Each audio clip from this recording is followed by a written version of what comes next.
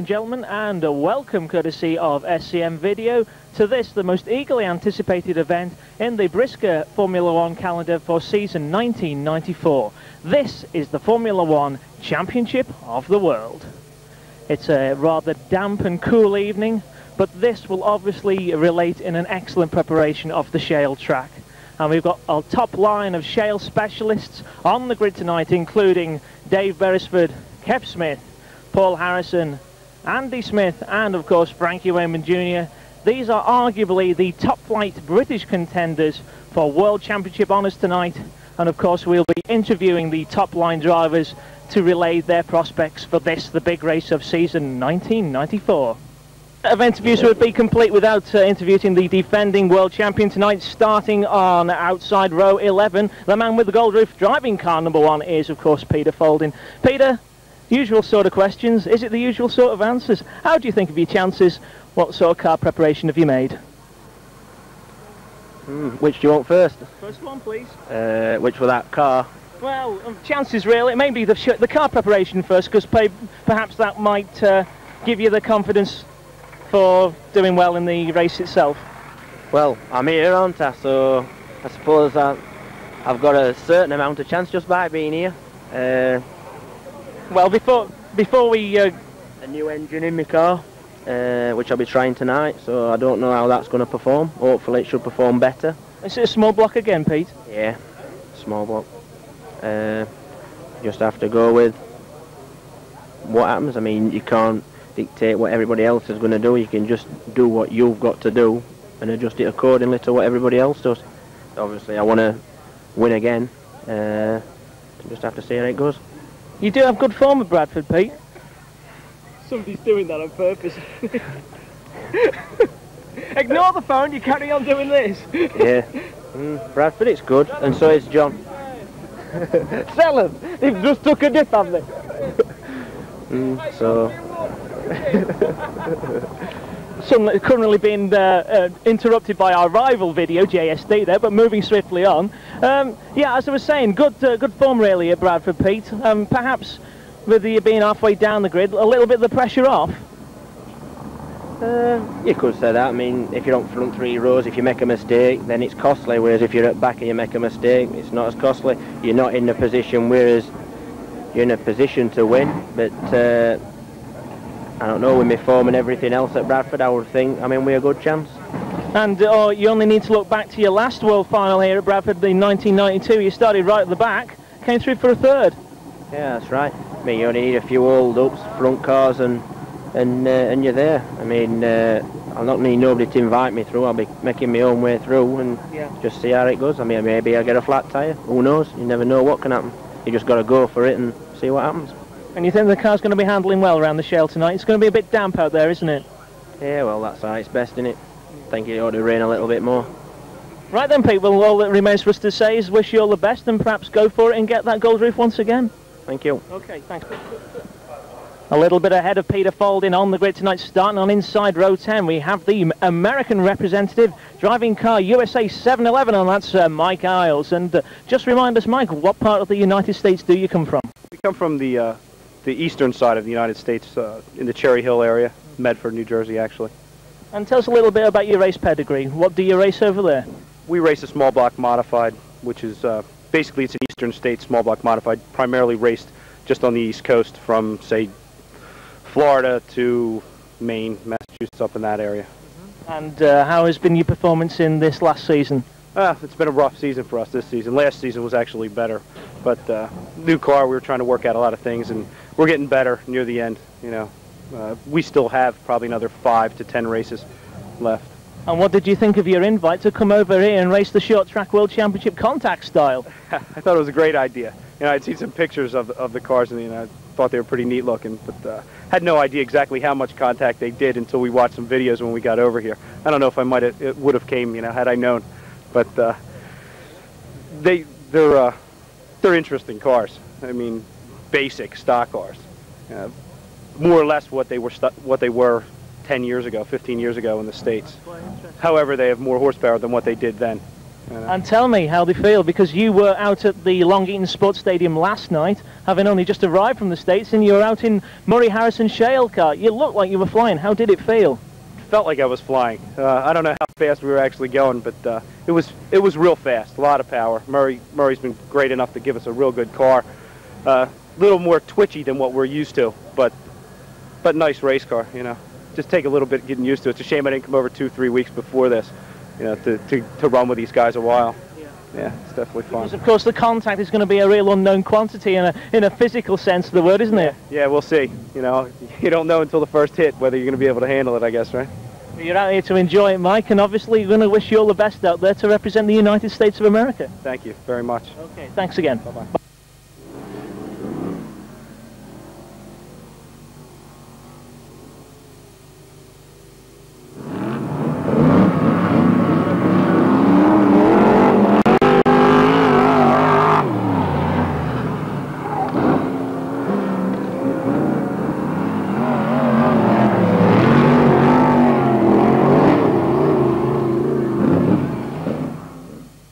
Richard Mason from Bradford, probably the local hope for gold. Starting the middle order of the grid, and has certainly got a fair task ahead of him, and understandably Richard, with only a little more than an hour before the start of racing commences, is very, very busy indeed with car preparation, rushing about, checking tyre pressures, making sure that everything's running smoothly, and no doubt feeling a little bit nervous, but I'm sure as soon as the big race starts it'll be a case of foot to the floor and away to go. That's Richard Mason starting in car 202 on outside row 8 tonight for this year's World Championship. Well, starting on inside row 6 tonight, we've got the top A-graded entrant, the guy with the blue top, and that's 11th 34, Mal Brown. Mal, you're a driver with some good form at Bradford. How do you think of your chances? Yeah, pretty good really. A good finish would be nice. Top 5 would be very nice, but you never know. You might even win, might you? You know, Paul will have to have red paint again, and you know. Well, you're always one who's always worried about the heat of his engine when it comes to about 100 degrees or plus. Do you think you're going to last? We've just put a radiator cowling and stuff, and we seem to be able to keep it down below 70 now, so quite good. Yeah, we're quite happy with that now. And what sort of car preparation have you made specifically for the World Final? Specific, bit of paint, grease kingpins. Just general maintenance? Yeah, that's about it. Yeah, just check everything over, make sure it isn't falling off more than out. Because new brake pads in front. Overall, as I say before, your form is pretty good at Bradford. You enjoy it here the best of all, don't you? Yeah, I won track championship 2 years ago, but last year I couldn't do a thing here, just for a bit of bad luck, you know. But this year I just seem to be pretty constant. I've only won one race here, but it just seems to be quite good, like all the time, just getting a few points. Like, it's interesting to see that you've actually chosen to use the older of your two machines, the usual shale car. Cam's knackered into the one. Good answer then. Yeah, I raced it last Sunday and it just started tapping again, so I was well, we were thinking of racing this anyway more for reliability than out, like, you know. End at race we'll still be there with this probably. Do you think it's going to be hard work in the World Final tonight? I don't know, everybody goes mental, don't they, half at time, so sometimes just keeping your head put first half at race and you might just pick your way through after, like, I don't know, you know. Well, obviously you'll be looking for the win, Mal, even if starting from halfway down the grid, but who's your tip for the top if it's not going to be yourself? I don't know, Junior's pretty far up, isn't he? But I don't know, Peter Folding or maybe even Lundy, I think, you know, but yeah, I don't know. It'll make an interesting counterpoint to the front runners, won't it, with John and Peter coming through the field? Yeah, I think Bez and Kevin and that and Youngwaven will be fighting amongst the Sens, and I think others might just catch him up, you know. There's quite a lot of blue tops in the middle, isn't there? So it just, I don't know, pretty. Of course, you're starting alongside Derek Fairhurst, aren't you? He's starting behind me, isn't he? Starting behind. Yeah, which I don't, you know, he's not somebody. He's one of my mates really, and so I don't think he'll try and put me away at first lap. So you know, a bit safer there. Like Wilf Warnes is on the outside, which you know, Wilf can do anything, can't he? I don't know. Yeah. Well, Mel, I mean, obviously you're out there to enjoy the race, so naturally we wish you all the very best of luck. Thank you. Yeah. Okay. Okay. Well, along with Nigel Wharton on the 5th row, we've got the other best shot of a Midland hope for gold, and that's 213 Des Channel. You tonight, Des, are starting on inside of the row 5 grid. That's right. Well, tell me about what you think about the prospects of this race and your role in it, really. I don't really know, Rob. I think we've got to just wait and see what happens when the flag drops. I think there's going to be a lot of pushing and shoving from the back, being as Peter and John are somewhere back there. I'm just going to hang in there hopefully, and hopefully make it around the first few bends, see what happens. Do you think that your grid start is a little bit of a precarious one, because you're at the approaching the midway point of the grid, and you've also got the foreign entrance in front of you? Yeah, I must admit I'm not too bothered about the foreign entrance, purely and simply because it's Kroonder and he's not slow around here. He might be a little bit dodgy in the wet, but we'll just have to see. We'll just have to hopefully hope he gets his foot down and get gone, and hope I'm behind him. Well, since I spoke to you for the semi-final, what sort of preparation have you done? A, to the car, B, to the engine, and C, to yourself?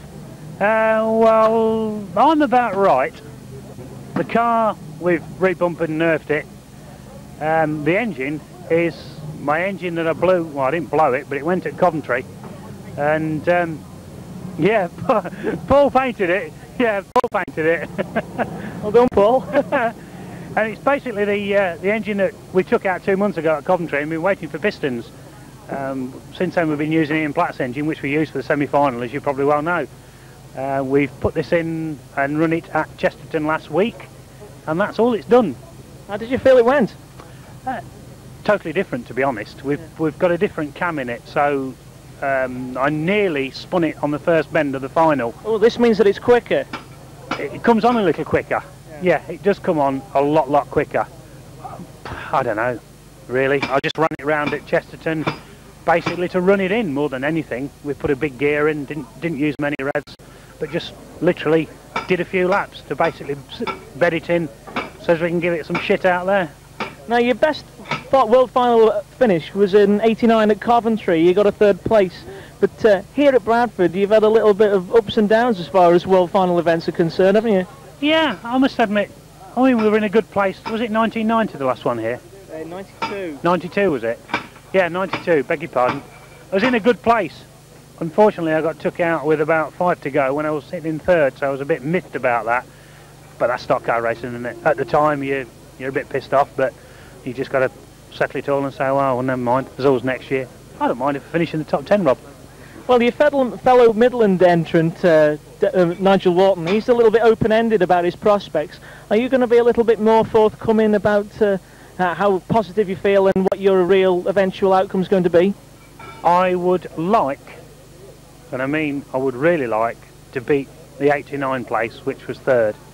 I don't really want to win it. To be fair, I couldn't be a good world champion. I mean, the likes of Pete and Lundy up and down the motorway every weekend, I just can't do it. So I don't really want to win it. Having said that, if I was sitting in the 1st position on the last bend, I wouldn't pull up and let somebody go by me. Yeah. But don't forget, Des, that the world champion is all about being the very best on the night, and no one should deny you the win if you are the best. That's right. I just got to pull my finger out and hope I can do it. Right then, Des, we'll go for it, man, and enjoy your race. Will do. Cheers, Rob. Thank you. There's some controversy about 2 of the Dutch drivers, 240 Henk-Jan Ronnerts and 22 Lou Wobbers. Both cars have failed scrutineering because the pipes of the roll cage are too thin. At the moment they're looking at Henk-Jan Ronnert's car and they're trying to find a solution so that Henk can still race in the World Final.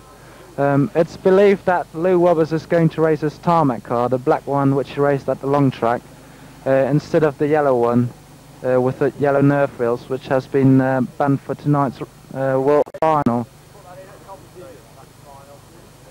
Last year Henk-Jan raced with this car at Coventry with no problems whatsoever. He passed scrutineering, so he's a bit stunned by the fact his car has failed this time.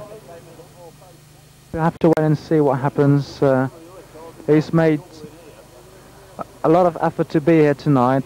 It's a long drive for Henk-Jan, and we hope that he'll be in the World Final at the end. Big question mark at the moment. The Dutch drivers are having real problems here at Bradford. Another Dutch driver is having problems with his car. Henny Coupens has failed scrutineering. His roof plate is too thin. At the moment they are going to put an extra plate on the roof to make it legal. Henk-Jan Ronnert's car is now definitely not eligible for the World Final race. Lou Wobbers is switching to his tarmac car. And whether Henny will race in his first World Final is still not sure. Well, next to me, Holland's main hope, 217 Ron Kroende, who impressed here last time at Bradford in August.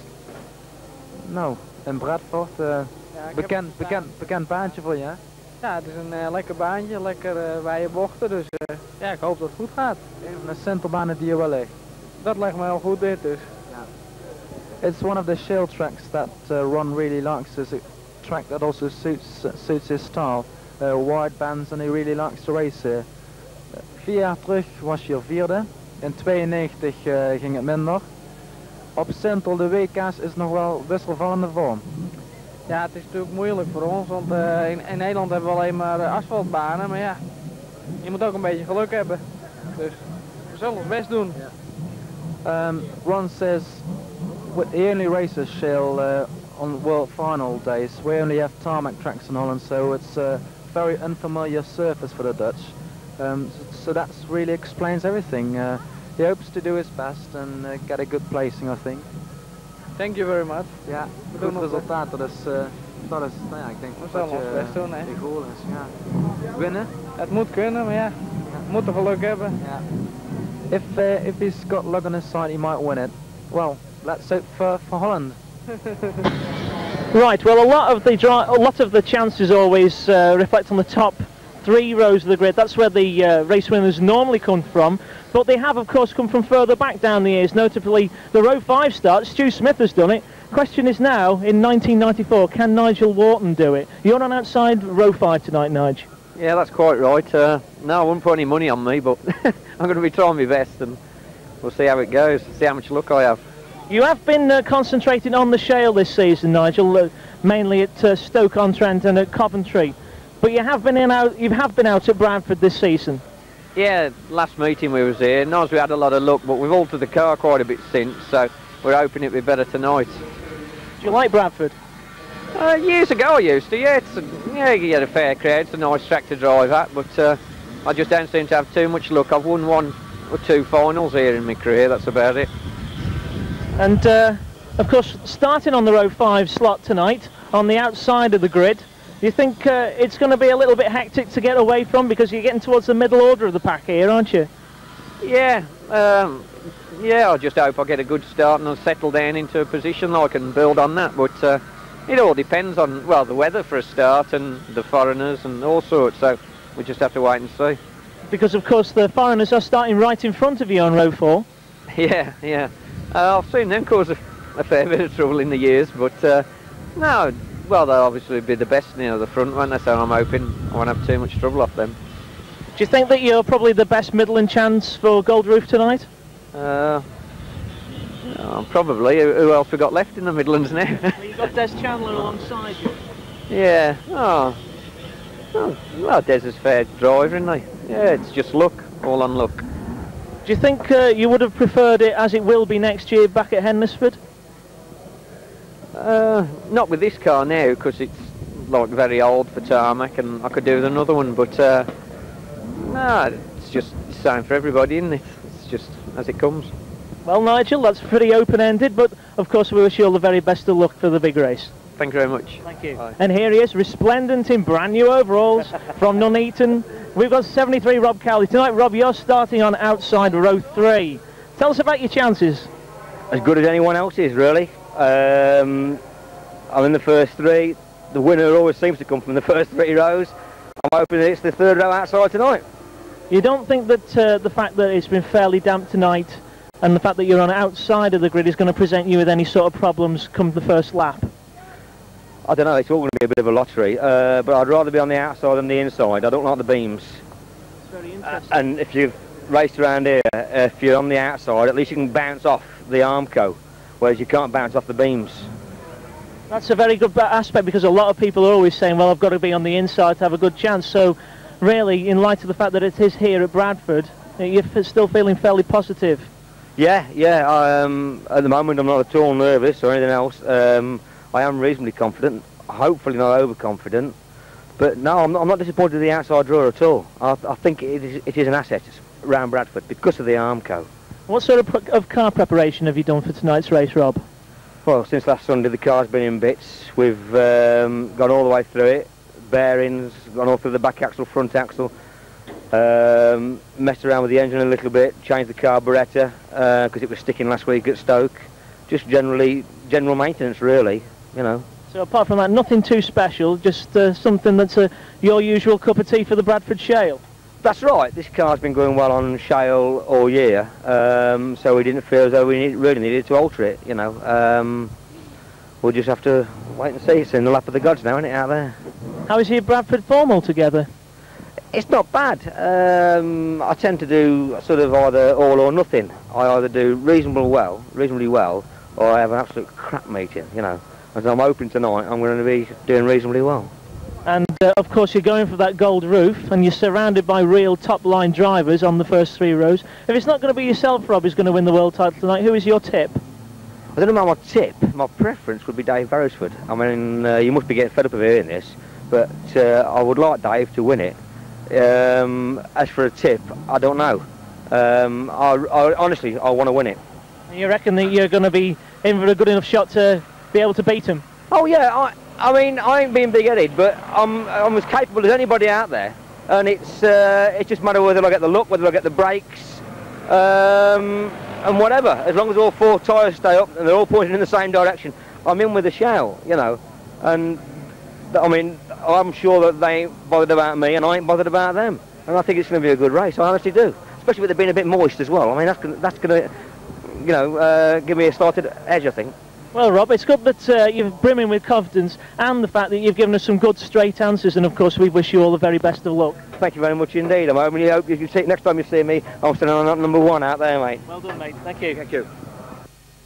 And it's been very difficult on this service. You can see the traction unit there, burning away rubber there, but unfortunately the surface is being wet, it is sliding away. The last time now. This time we're really going to have a go. Don't forget the balls are very, very strong.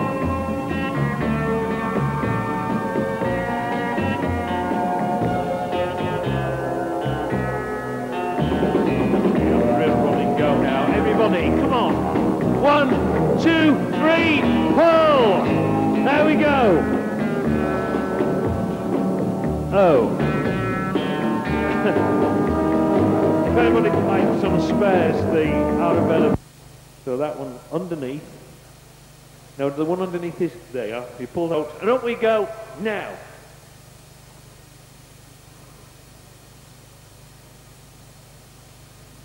And there he goes. And there he goes, Lane. You're always struggling, and the very moment he's working away to try and get out of that, all the time, that rope burning and burning. Of course, the added problem is that the blood will be rushing to his head and can black out at any time. And what he tries to do, you will see that he tries to actually dislocate his left arm, and you'll see that, and you'll notice that his shoulder goes into a weird position and can actually dislocate that and try and then work his arm around by pushing with his right hand, or should I say his left hand, against his right hand, against the dislocation. You can see from under here, and people quite close will be able to see now the weird angle that his shoulder is. Working on the front now, trying to get out of that. Still got that panel at the front restricting his movements. All the time that rope burning through approximately about 130 feet he is now. Probably a little bit more. It's 147 feet to the very end of that crane jib. Some bits burning down now, some of the material burning through. As you see now, he's got his arms out, working on the back straps. All the time the blood rushing to his head. He's doing very, very quickly though. They've still got about a minute. And there it is out. Okay, can we have him down?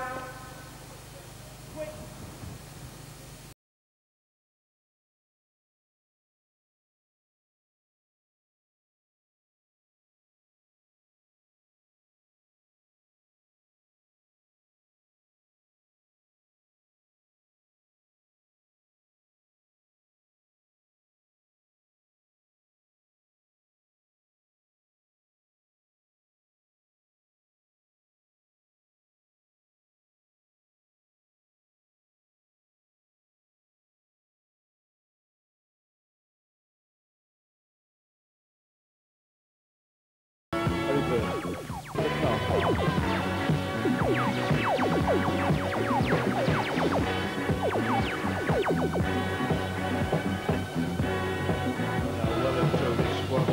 You notice the volume in the middle there, we've still got on the bit where the windscreen was. So I think we're just going to do another one, I think.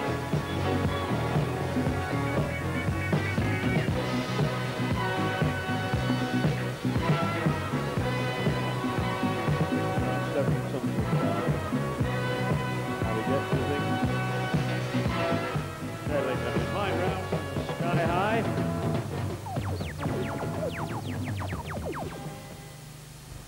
Now because no movement at all. No movement from Nick whatsoever. God knows.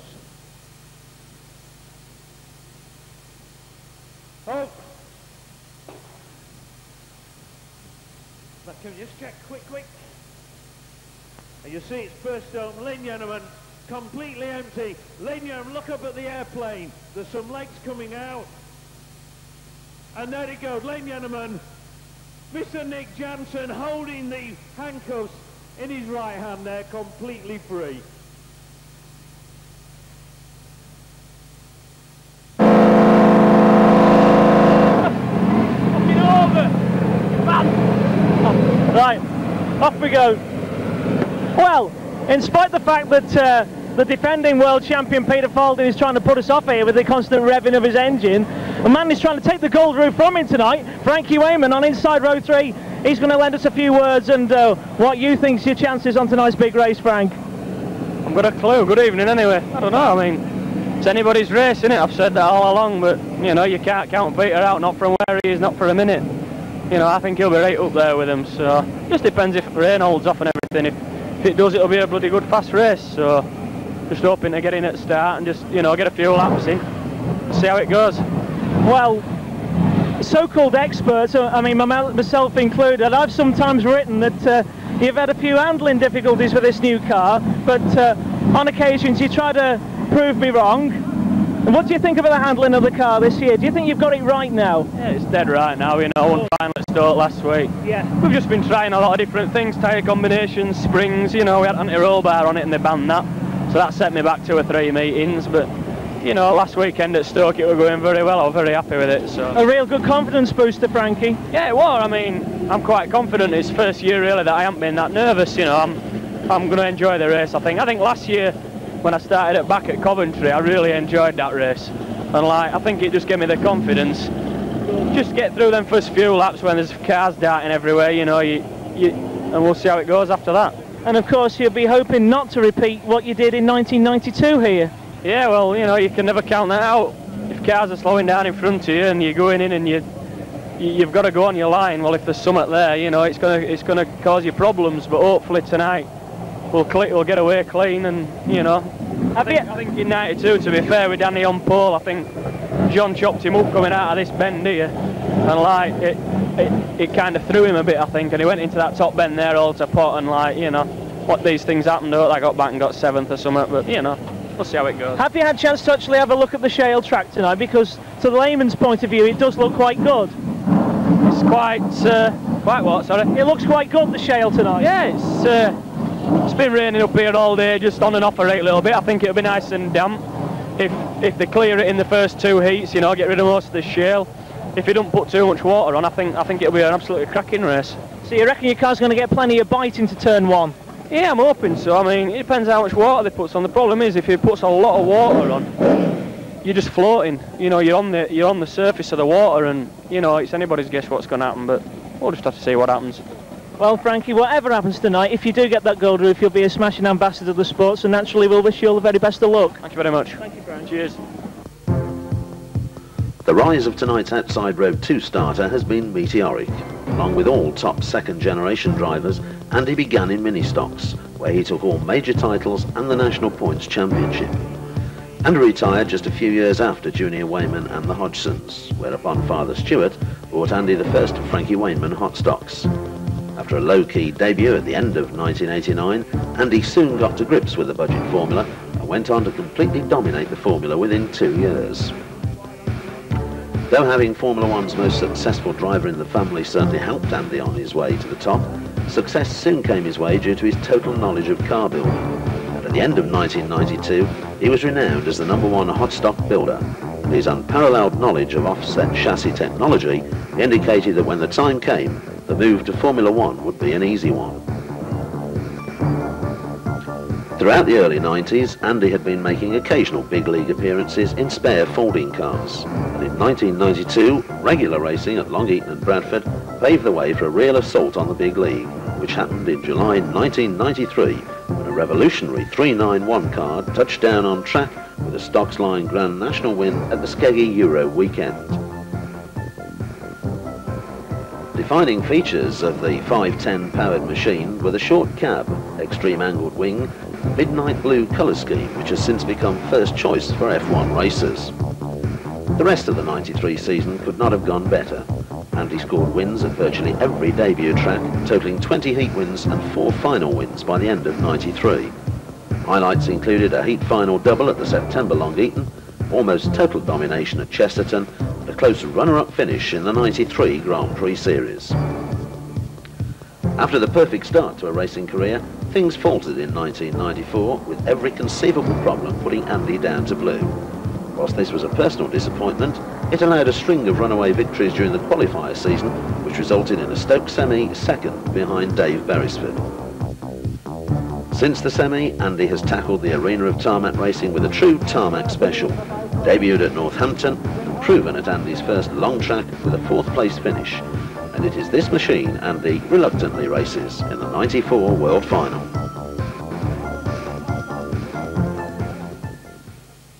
Well, I did say that Dave Beresford has arguably got one of the smartest presented cars for the World Final tonight, but probably another man with an absolutely impeccable machine is that of 391 Andy Smith. Andy, you were out last night at Long Eaton Sports Stadium and you decided to practice your tarmac car, and this is the car you're going to decide to race. What's the reason behind this? Well, over the past few weeks we've rebuilt our shale car totally, especially for the World Final, and we've also had a brand new engine fitted into it, a small block Chevy, courtesy of our sponsor KPH Tyres. We ran at Stoke with it last Saturday for the first time, and we had a bit of a problem with the engine, which we rectified this week, or we thought we'd rectified it, until Thursday evening when I come to get the stock car in the garage and warm it up and set various things on the engine, and we discovered a serious problem with the engine, and there's no way we could mend it or run it in the big race. So we had an option then of either take the engine out of this car and put it into the shale car, or just run the tarmac car here tonight. We wouldn't really have had time to swap engines, because it's not just a case of swapping engines, everything was different. Because the other car had been altered for a small block, all the mountings for the steering and the radiator and the firewall were totally different, so we really had no option but to race this. How did it feel at Long Eaton? Not very good, to be honest. I wasn't very pleased with it. Didn't exactly inspire me with confidence for tonight, but we've altered it a bit today, and we'll just have to see. I mean, it's a shot in the dark really whether it goes or not. You feel a little bit disappointed, or you're trying to pump yourself up in order to feel as best you can? Well, you know, you can't help the cards that you dealt. I am a bit disappointed because I thought we had a real good shot here with the other car and the new engine, so it's a bit of a sickener, especially with all the work that me and my mechanic Cecil have put into the shale car over the past 3 or 4 weeks. We've really worked hard on it, and we've got nowhere really, but it don't matter, does it? It's the same for everyone. It's only a race, isn't it? Yeah, it's only a night out, isn't it, Andy? Of course it is. We'll just have to see.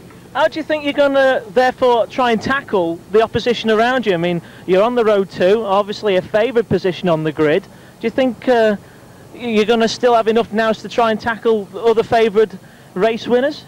I don't see why not. I don't see why not. You know, I'm there, and I'll drive as fast as the car will allow me to, and a bit more probably at times, but I'll just give it my best shot. Right then, Andy, well, give it your best shot, mate. The car looks absolutely superb, and it's a real credit to you, and you're a credit to the sport. Thank you, Rob. Thank you. Shot in that car, absolutely superb. It is actually, in fact, Andy's tarmac car, as he explained to us, with a very much a low-down Chevrolet engine, and the car emblazoned with his sponsors, obviously KPH Tyres, down the side of the car, and the little wing on the front, courtesy of NFR Racing, and that is, of course, Formula 2 racer Neil Fitton.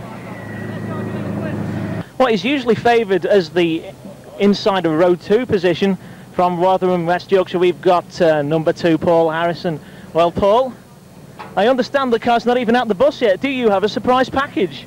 No, just keeping it warm. No, it's just we've not had time to unload it yet. Are you feeling fairly confident tonight? Relatively so. It's not my best track, but just get out there and see if we can do business.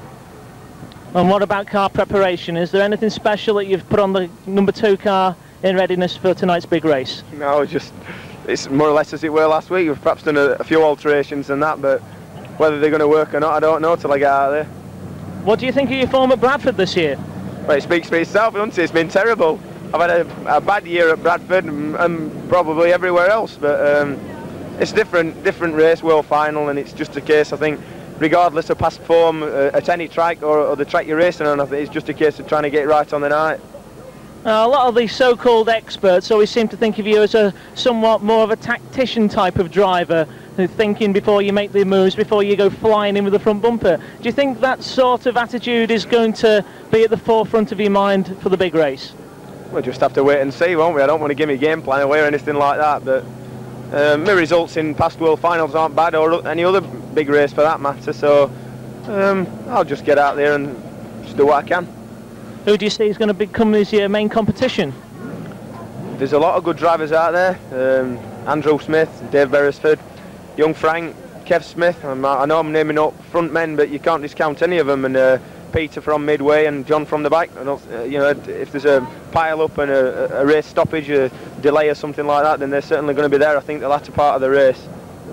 And if it isn't going to be yourself who's going to win it, out of all those drivers who you'd mentioned, would you be prepared to say, hand on heart, who you believe would win the world title if it wasn't going to be yourself? I can't say no. I definitely can't say who I think would win it, but I'd like Dave Beresford to win it if I don't. A bit in the same way as your dad won it? Well, it is. I think he's the same age as what my dad was when he won it, and he's probably, you know, he's been racing, he's got to be, I don't know if it's over 20 years, but it's got to be getting on up there. He's done a lot for sport. His car's always well turned out. He's a good ambassador for sport, and I think he deserves to take the title home.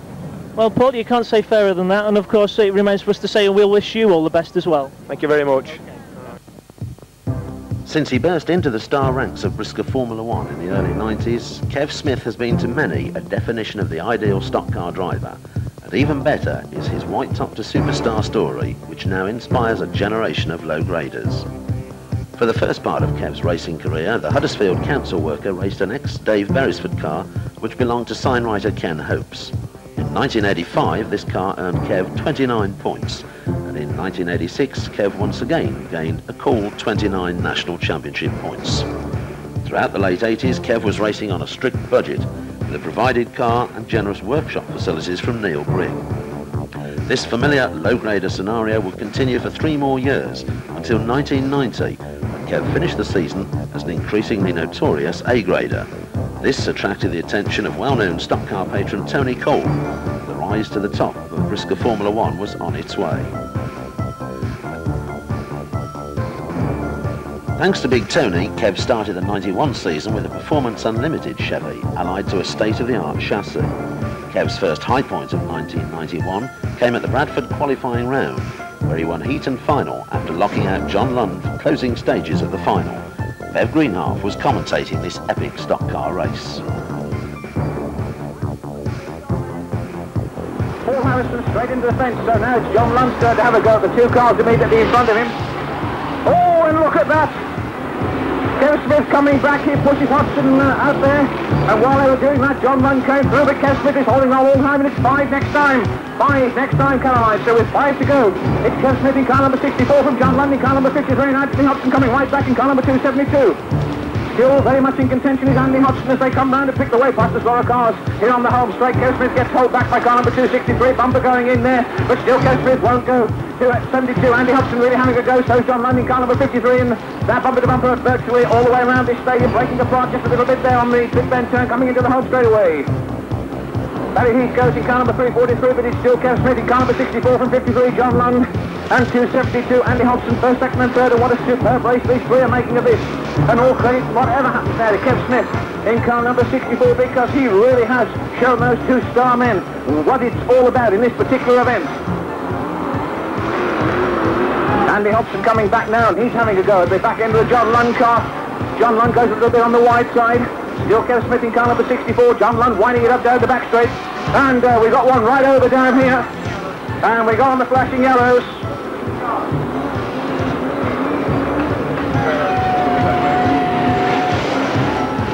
Look, one right over down there. It was this final which went a long way towards putting Kev on the 91 semi-grid at Skegness in the race which earned Kev his unique reputation as Formula One's #1 head case.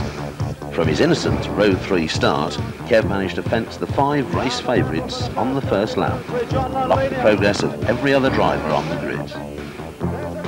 Shots on that town bend, Beresford, London, Wharton have gone. And it's Bert Finnegan who leads, but Kev Smith's put Finnegan out and Kev Smith goes to the front. So it's 64, Kev Smith the leader at the end of the first lap from 162, Richard Pratt and 471, Bobby Burns, 86, David Torson is 4th. John Lorne and Dave Beresford are out down there on the town bend. Dan Clark, behind Clark it's Russ Humphrey. And Humphrey's just dropped a place as Richard Pratt goes past him. So now Jane Bean putting some pressure on Kev Smith, and Jane Bean goes past Kev Smith. And he hits Jane Bean hard down into that pit turn, a tremendous turn down the back straight, and Jane Bean's got a problem. And it's 5 to run next time. So we go towards the closing stages. Bean in 55, Toulson's second in 86, and Toulson's gone. Toulson's lost it in its sleeves.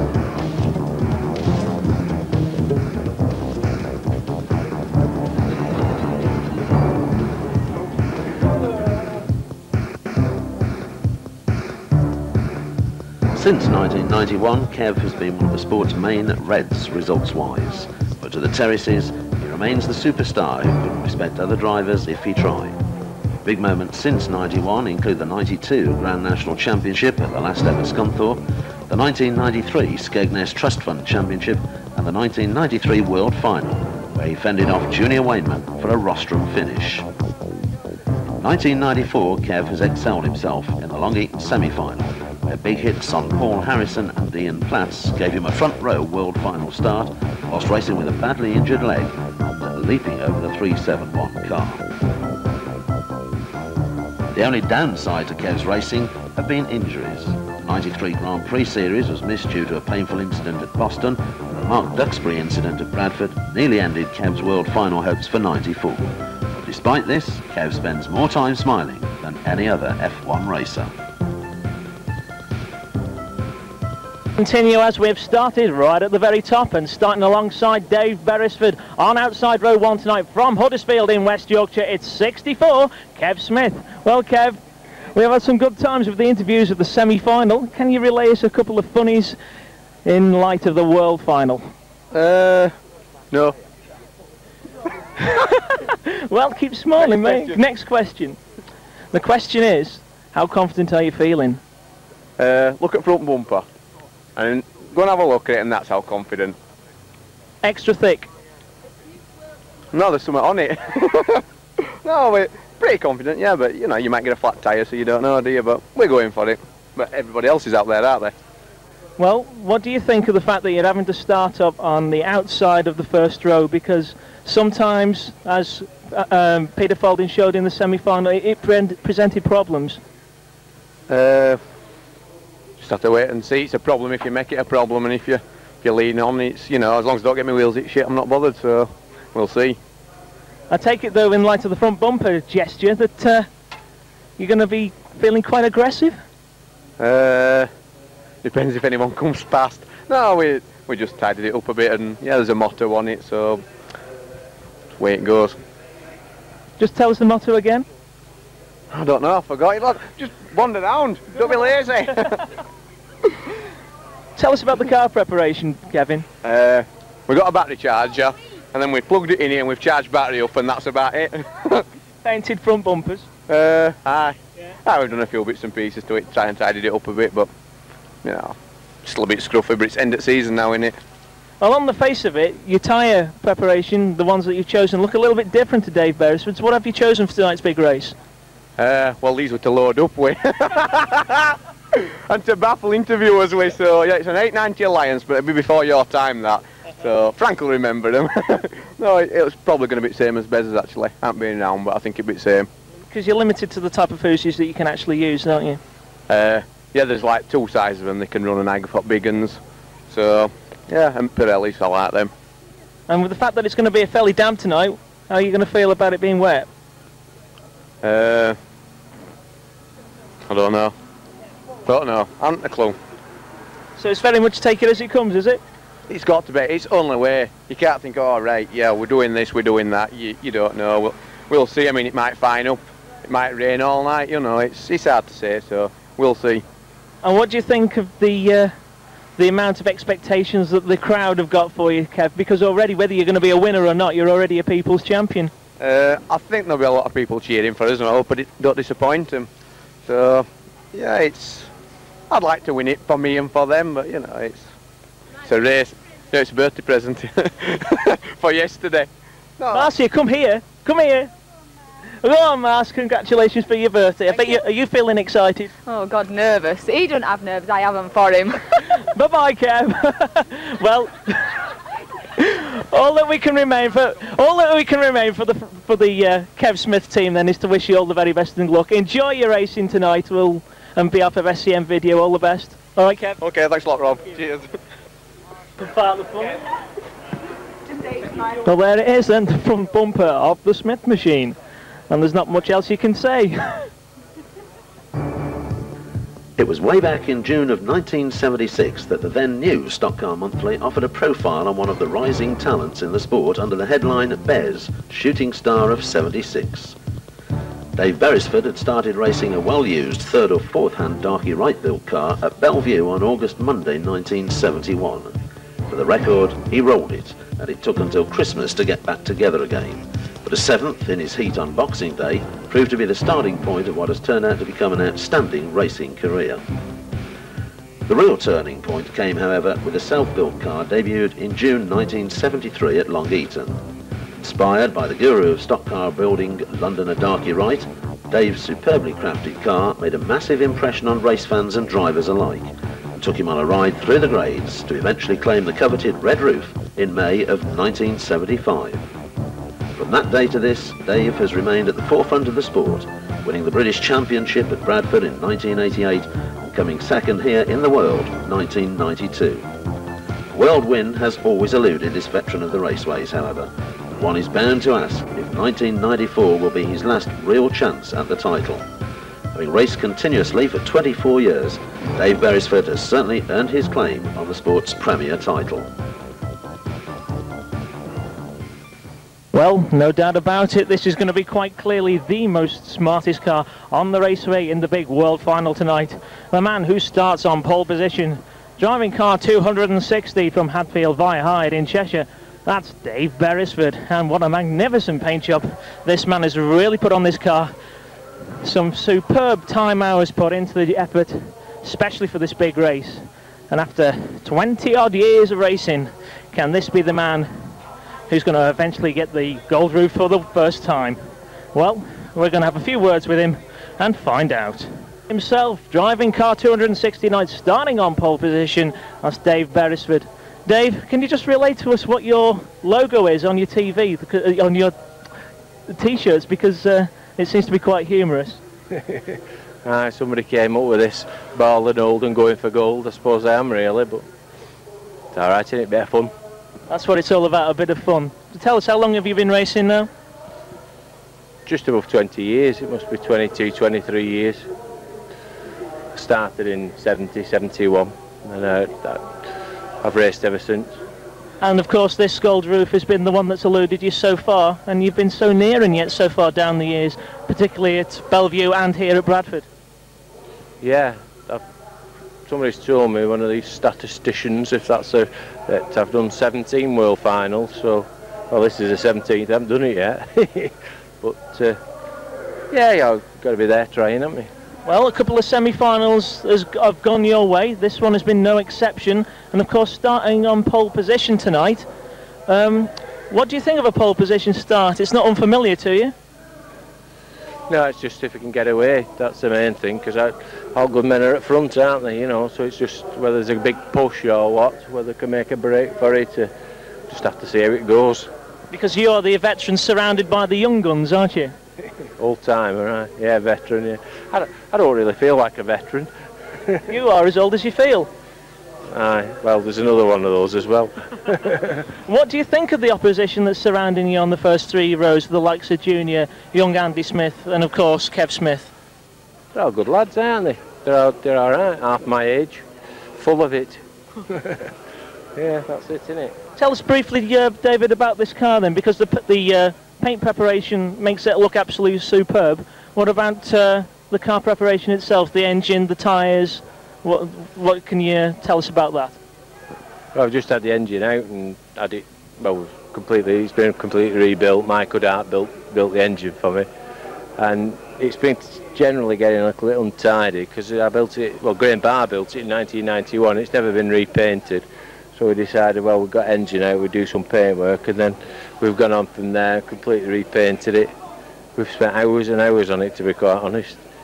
Tyres wise, I've run these Pirellis for quite some time. I'm quite pleased with them.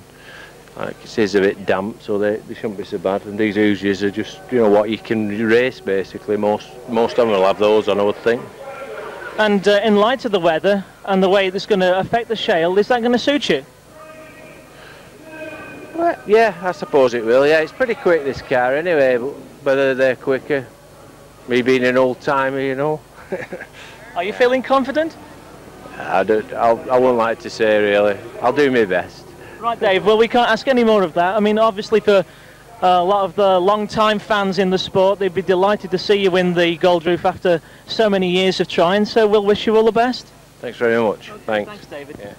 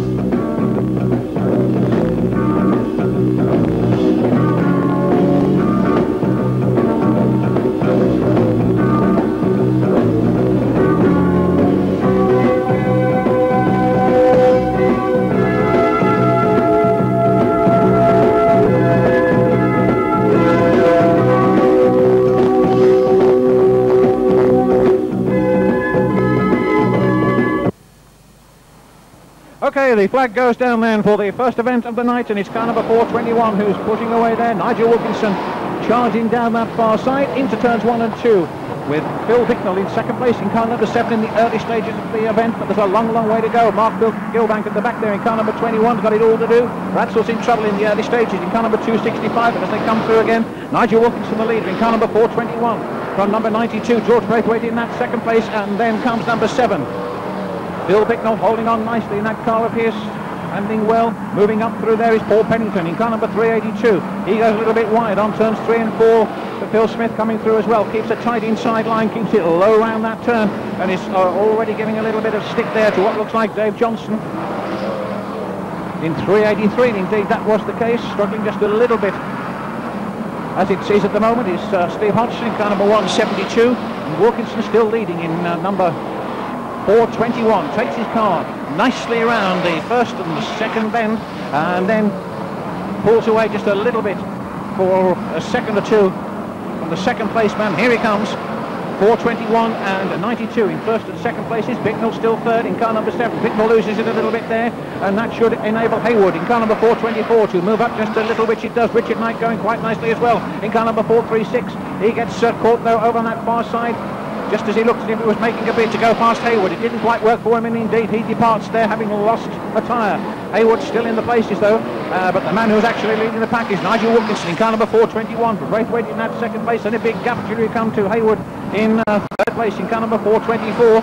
The rest of them are still going, and away goes Bicknell in car number 7. Put out of it there by number 382, Paul Pennington, who used the bumper to push him aside. Dave Johnson still making progress in car number 383, as indeed is Phil Smith number 109 and Mark Gilbank in car number 21. All moving around here now pretty well. And we've got a change, of course. It's now number 92 that's gone into the lead. George Braithwaite in car number 92, leading now, having taken on that last lap the man who'd done quite well for the first 7 or 8 laps. But he's still in that second place. And that's the halfway, Mr. Starter.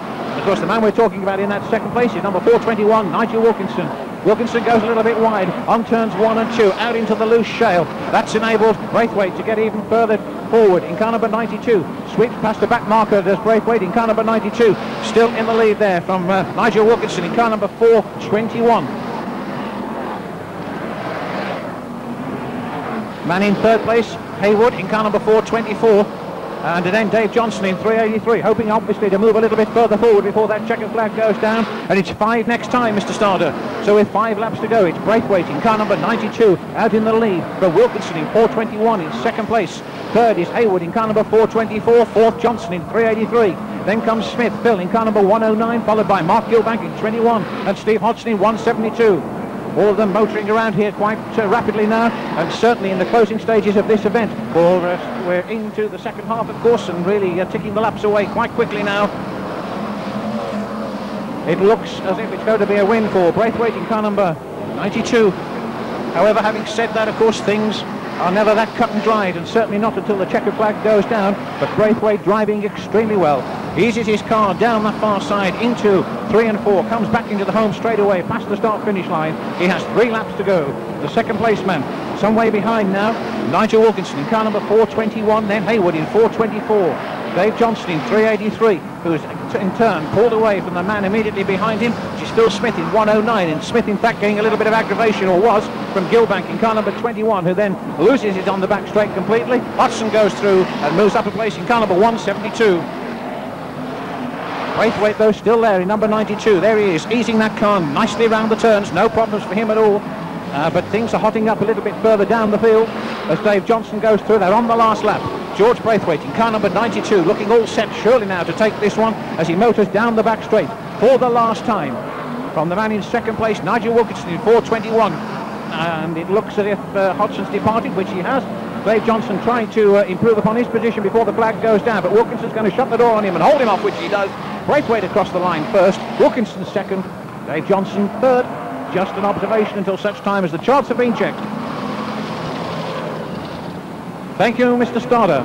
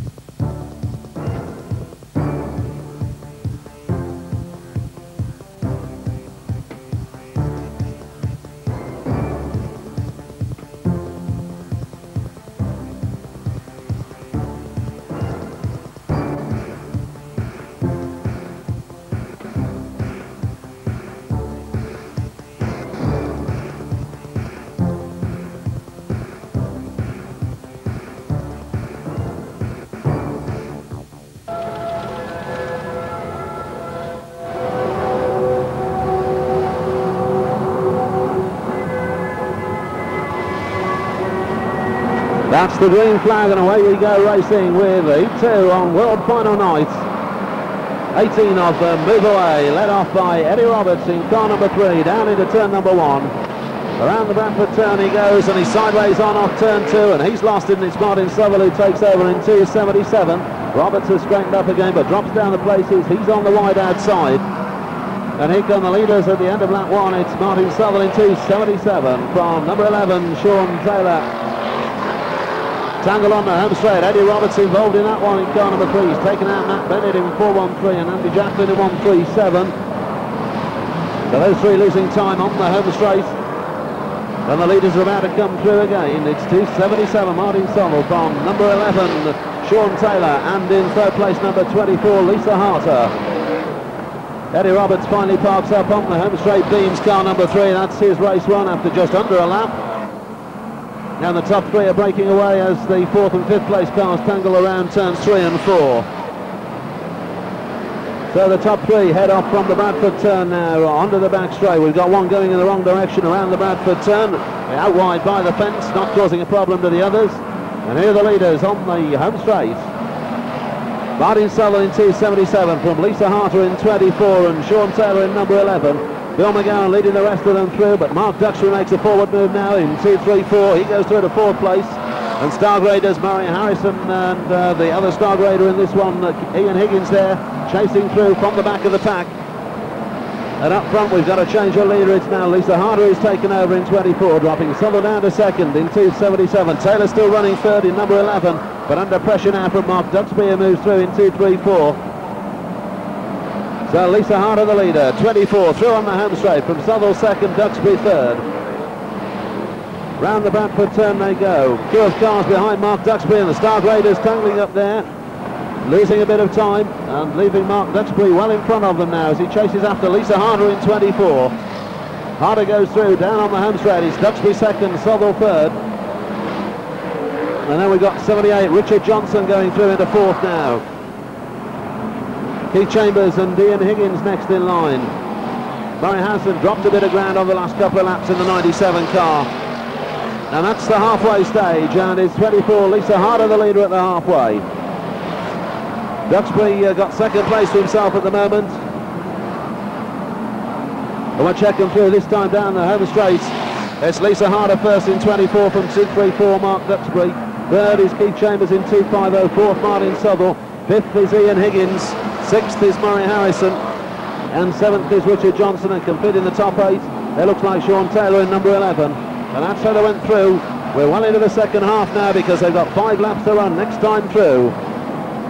And it's Lisa Harder in 24 with Mark Duxbury working hard behind her in 2.34. And Keith Chambers well in touch in 2.50. The top 3 go around turns 3 and 4 and head back to the home straight with 5 to run. On the home straight they go, 24 from 2.34 and 2.50 around the Bradford turn. Ian Higgins in 4th place, Murray Harrison is 5th, Richard Johnson 6th, Martin Southall 7th. And away down the back straight, the leaders coming into the home straight where there's a tangle. Sean Taylor and Wally Pittam in 1.34 tangled briefly there. And still Lisa Harder has that lead position. Keith Chambers now putting some pressure on the back bumper of Mark Duxbury on the back straight. That bumper connects. And Duxbury rides it well, but Chambers trying to look through on the inside there.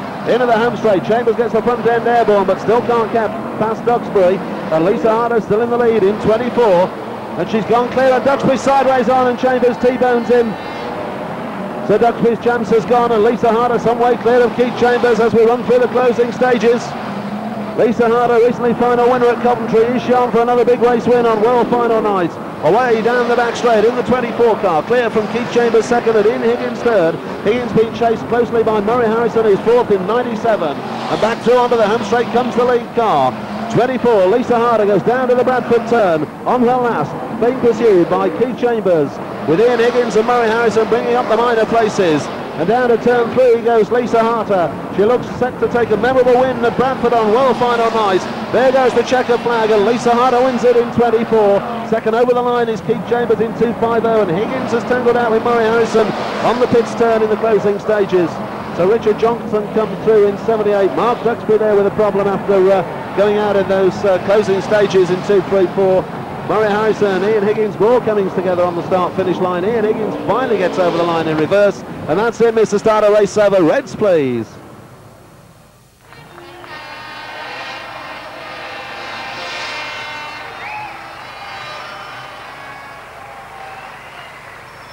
Young lady with the checker flag and the trophy. Round of applause, please, ladies and gentlemen, all the way around.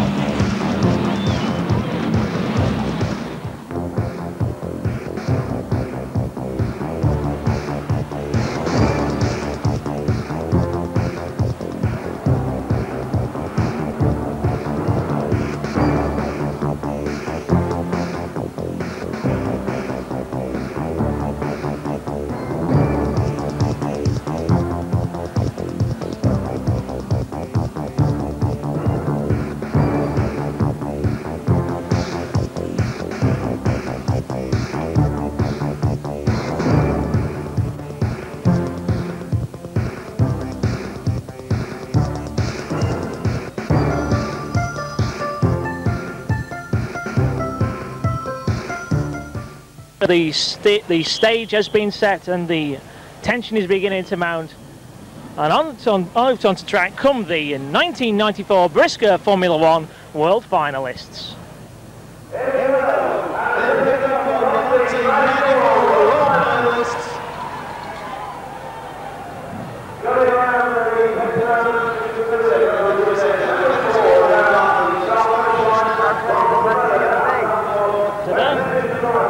Quite interesting, isn't it?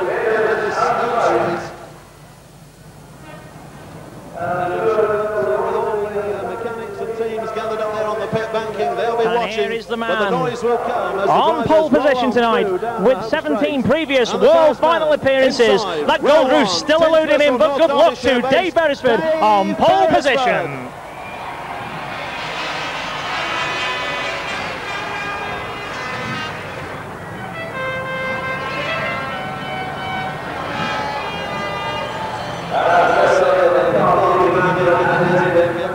All the World Finalist cars to look. They're proud to be here on this night. Most of them realistically know that they don't have much chance of winning, but they're pleased to be part of it and hope that things just go their way. But certainly the men on the front Starting on outside row 1 tonight, the big hitter, the People's Champion with 4 previous World Final appearances. It's 64, on the Kev outside Smith. of the front row, 64, Kev Smith.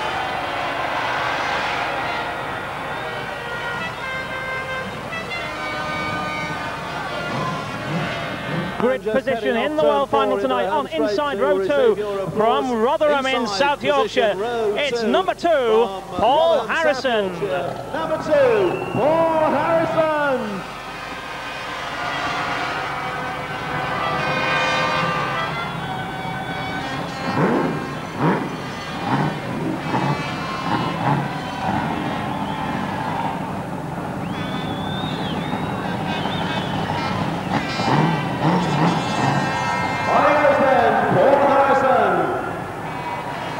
We're still on row 2 and a young man making his World Final debut tonight. On outside row 2 tonight, driving his absolutely immaculate tarmac car. A little bit of doubt as to how good it will be, but it looks superb. It's Rochdale 391, Andy Smith.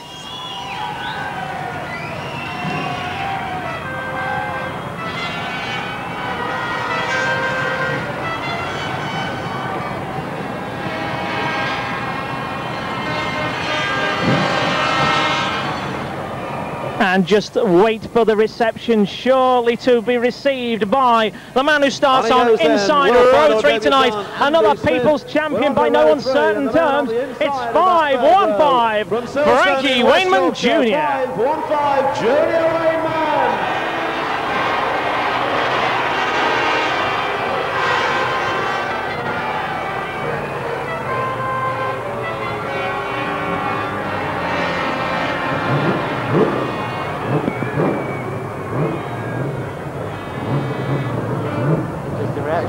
Quite low. On he goes down the high side, down towards the Bradford turn, Junior Wainman.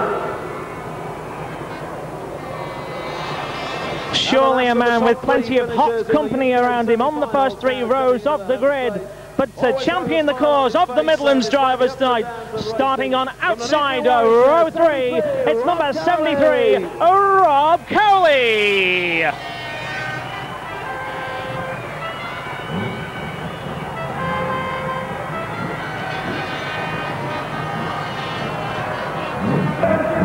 From the corner.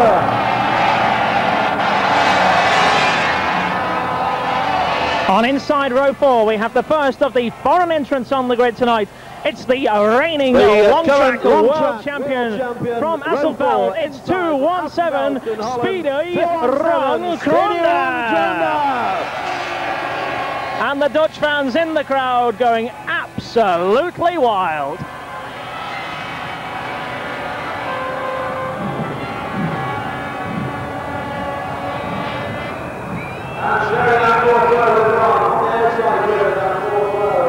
Accompanying Ron on outside row 4 tonight.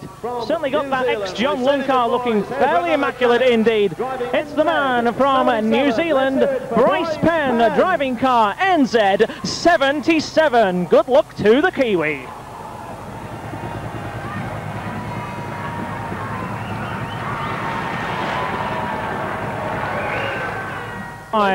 He finished in the 4th position in his semi-final, and tonight lines up on inside row 5. Certainly a man who knows how to communicate well in front of the camera, an ever-popular driver. It's 213, Des Chandler.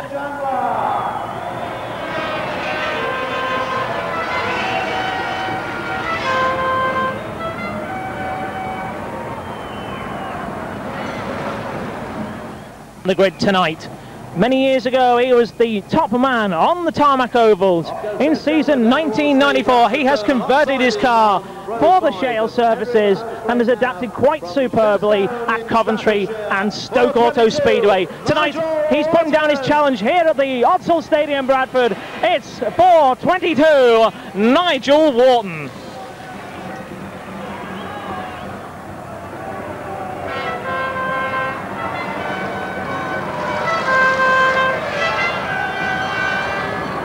And it's the first non-star grade driver on the grid tonight. The man from Leversedge in Yorkshire with the blue roof. Here he comes to a popular local reception. It's 34, Mal Brown.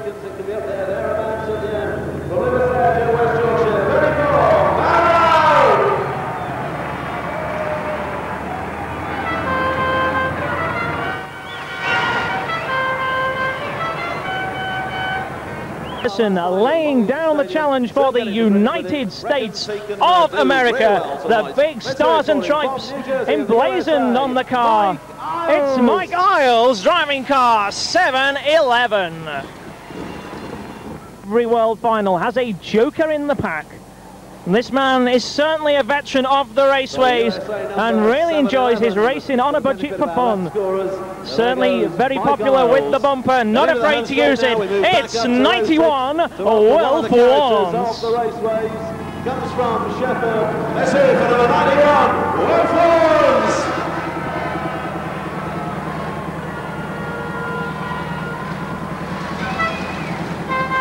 260, Dave Beresford. And 515, Frankie Wayman Jr. among them, but certainly probably the man with the most immaculate car with a blue roof tonight. A superb example of a Brisca Formula 1 stock car. The man at the wheel on inside row 8 tonight. It's Bolton's 218, Derek Fairhurst.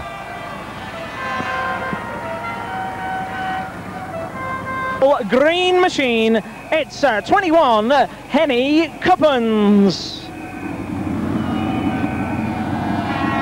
And once again, a very positive reception from the Dutchman in the crowd. From Bradford itself, it's 202, Richard Mason.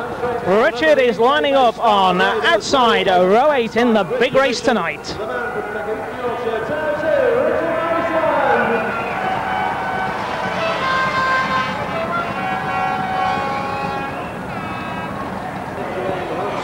And what of the chances of tonight's defending world champion? He's the man with the gold roof. He's the man with the number 1 emblazoned on his absolutely immaculate machine. Starting on outside row 11 tonight. Certainly got a big challenge ahead of him if he's going to successfully defend that world title. It's Rotherham's Peter Faulding. And certainly Peter got a superb reception from the crowd there. A little bit of a mixed response, but that's stock car racing. Very soon, steadily underway.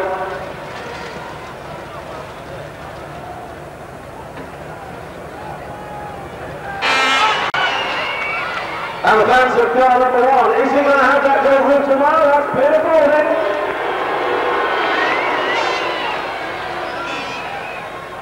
And moving further forward, those 2 Midlanders just behind the first row of overseas drivers, Des Chandler and Nigel Wharton. And on the third row of the grid,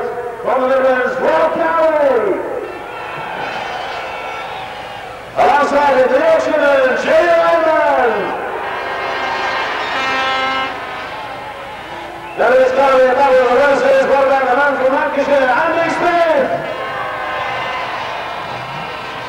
And another Yorkshireman, that's Paul Harrison.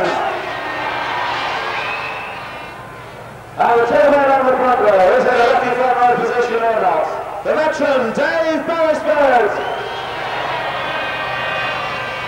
And the bumper motion, Kev Smith.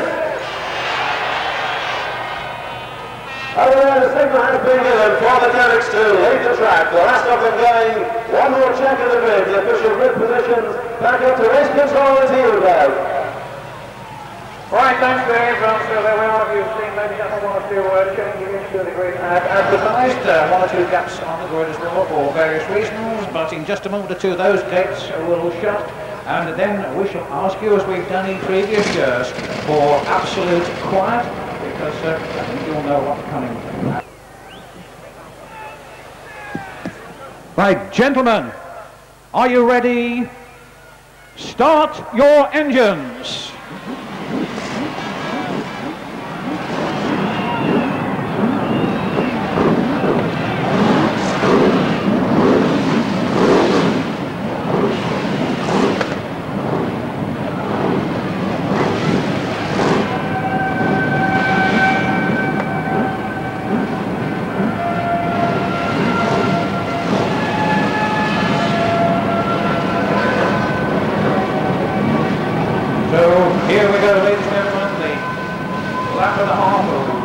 As a 29 autos up the barn, the race at over 25 runden. 29 cars on the grid, a race over 25 laps.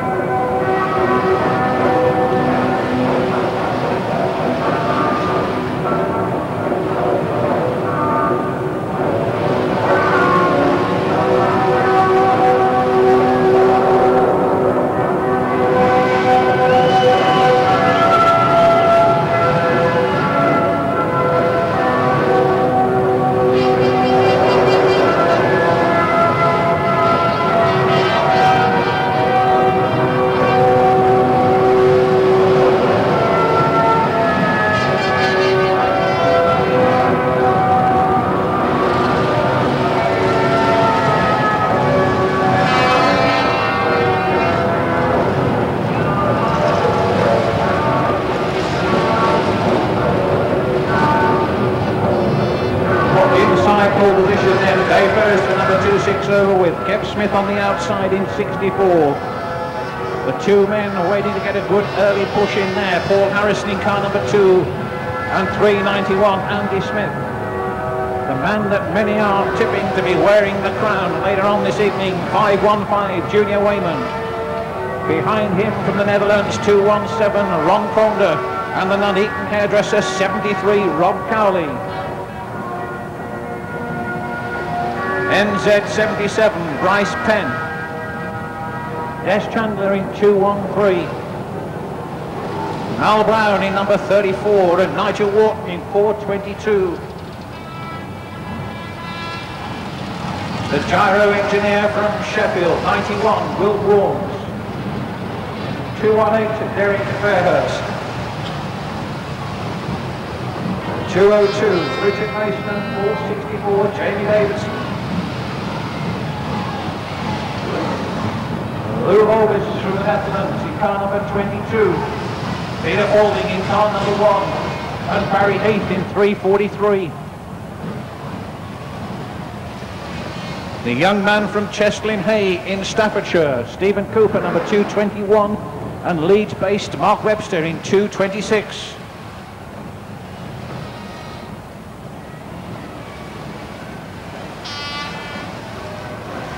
Wim Nacing in car number 89, and Jacques Valk in car number 27.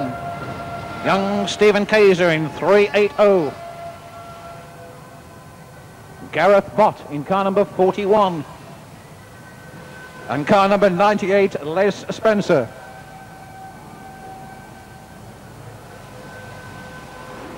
'53, John Lund, and 77, Ian Platts.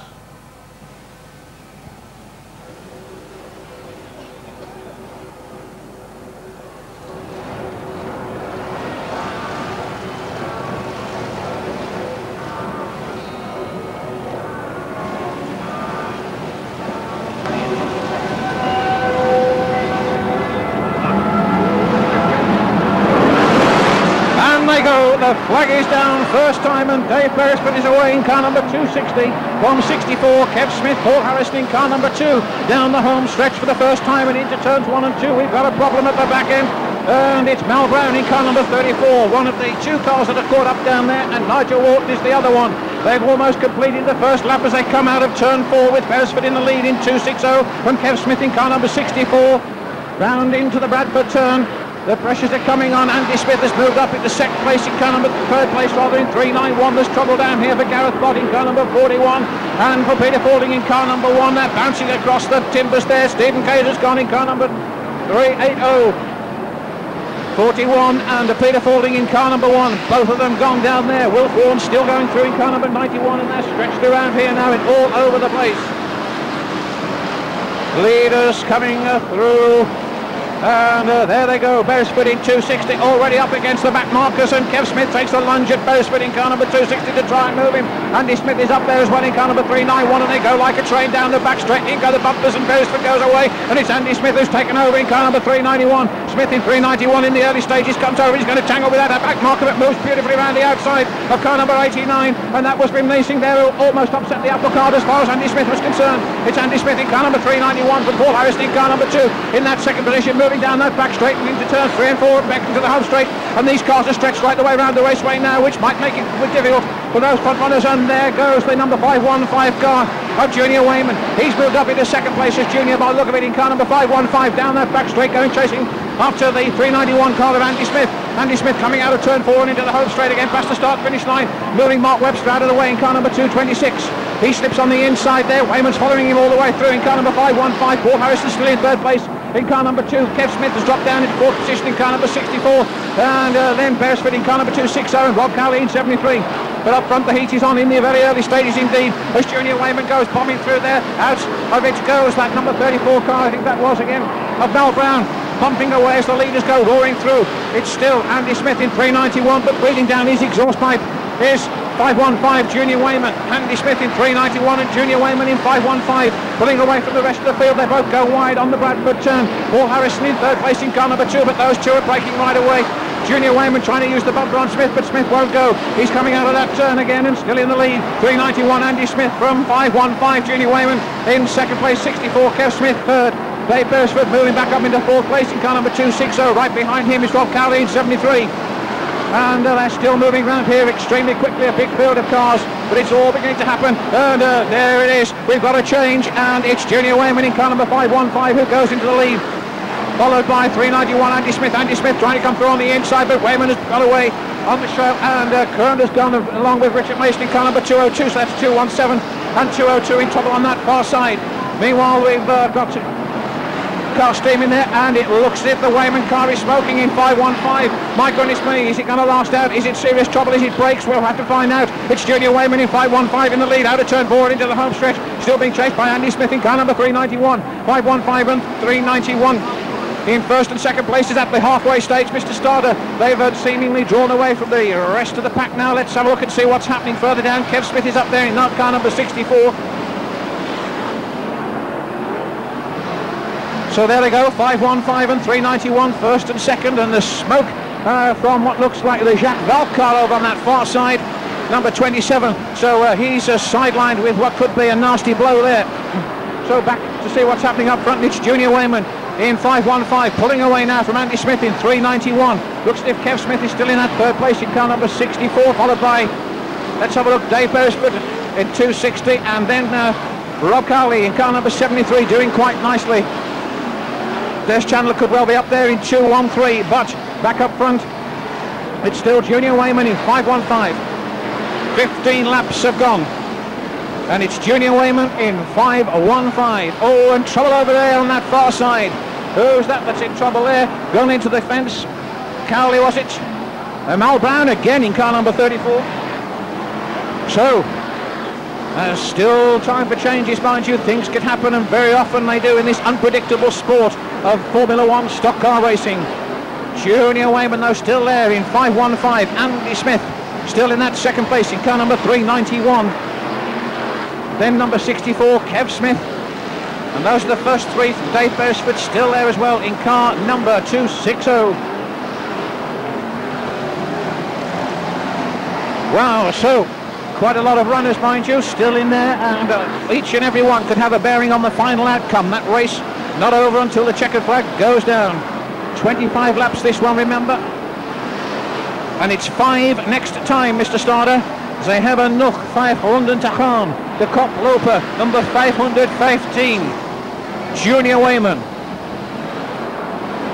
Links komen Sivier. There is onze koploper, 515. Junior Wayman still there.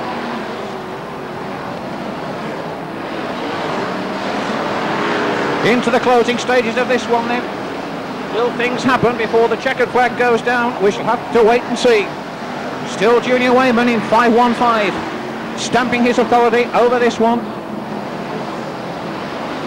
Cars now falling by the wayside quite regularly. Oh my goodness me! Oh my goodness me! Are we going to get a change in the closing stages? Wayman is in trouble in 5:15. Is it going to be Andy Smith in 3:91? It might well be. Has he gone into the lead? Just trying to find out as they come round that turn, and what a stroke this will be. 3:91, Andy Smith is there in the lead, ladies and gentlemen. Andy Smith, is he going to pull it off as he goes down that back straight? My goodness, he might. He's got a reasonably good lead on the next man down the line, which surely is Kev Smith in car number 64. It's 3:91, Andy Smith out in the lead, and he's still there, and they're on the last lap, and is it going to be a Smith win? How marvellous, the first father and son, surely team to take the world final. Andy Smith, he's going to do it out of 3 and into 4 and down into the home straight, and it's Andy Smith in 3:91 who crosses the line in first place. What an incredible performance from that man. Kev Smith surely in second place in car number 64, and well, we're really absolutely speechless up here. Fantastic, quite incredible, and who would have thought it? Andy Smith. And that's it, Mr. Starter. We can have the Reds, and that young man from Oldham has taken the major trophy for Brisca Formula One stock car racing here at Bradford. What a performance!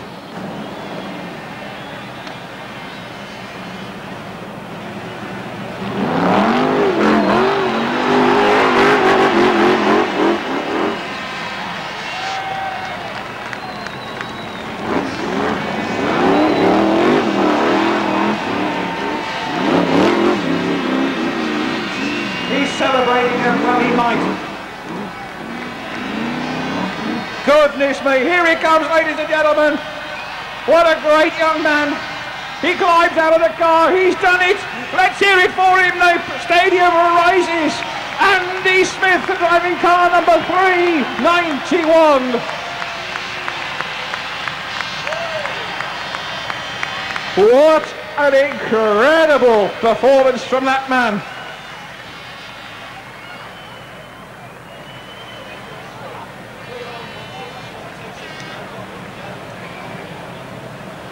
Well, what more can you say? Dave, I think it's going to be down to you on the start line, because we're just absolutely speechless now up here.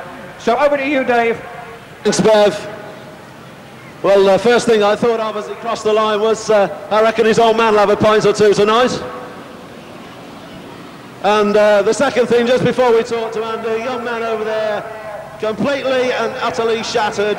Junior Wayman climbed out of the car, sat down on his knees, I wonder what he's got to do to win this world title. And I think, in fact, Andy Smith on his way over now to offer his commiserations to a young man who came so close, but for whom it wasn't to be.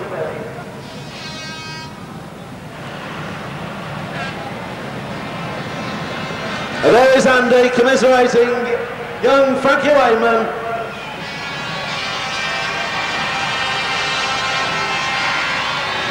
But Andy's on his way back now.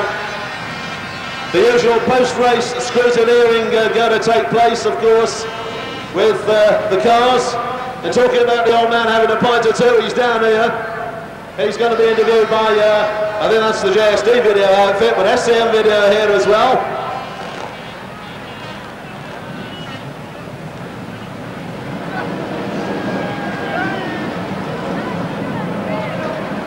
So we'll do our best to get a quick word with him in a moment. Andrew, watch where he's sticking that flag.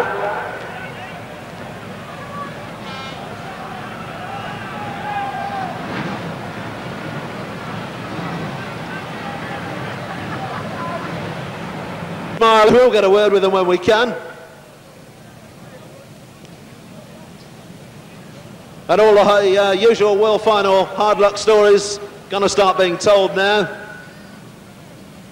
Peter Faulding can still afford a smile. He's smiling as he comes past. Back wheel completely shot, as of course Peter's title hopes with that beam down here on the home straight.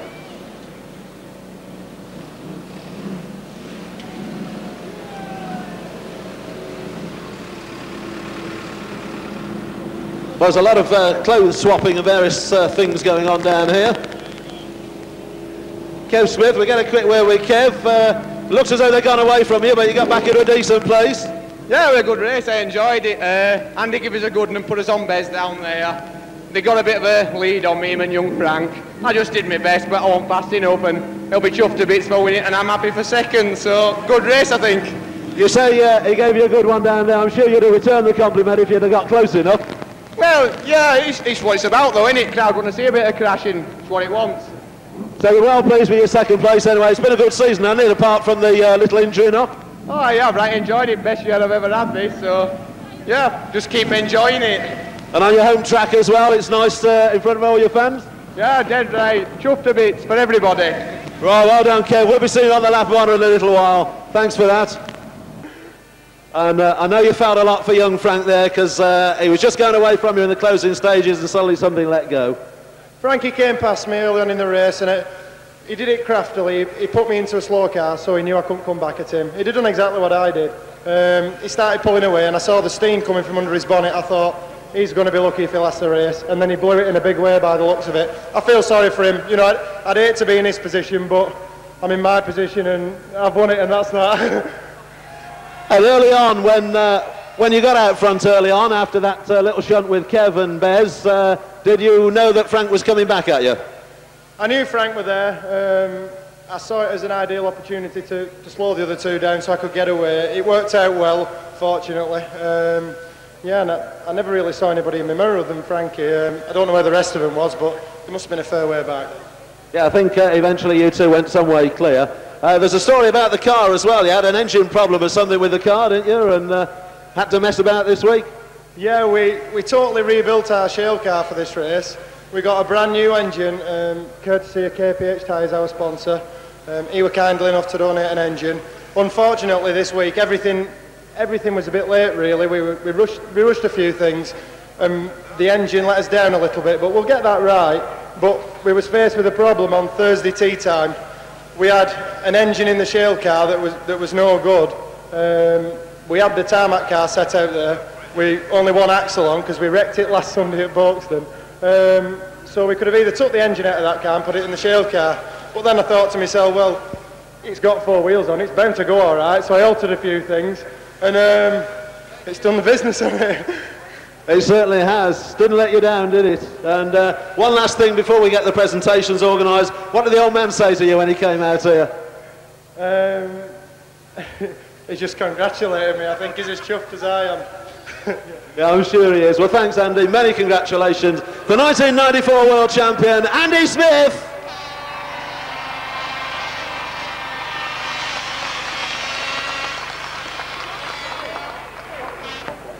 Right, if you stand here, we'll give you a trophy. The money comes later.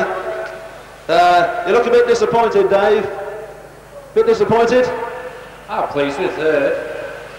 It's better than fourth? Dead right, yeah. What sort of race was it early on? You having a good battle with Kev? But yeah, we're just cruising on nicely while it was wet. That's the way it goes, isn't it? as you say, at least you're on the rostrum one more time. They all keep talking about you retiring. You're not going yet, are you? Who's that? We read it in magazines, but you'll be back for another World Final, I'm sure, won't you, Dave? I would think so, yeah. That's nice to know. Okay, let's move on with the presentations. The top three in the 94 World Final. We're starting in reverse order, so the man onto the rostrum first, who finished third place from Tintwistle in North Derbyshire, 260, Dave Beresford.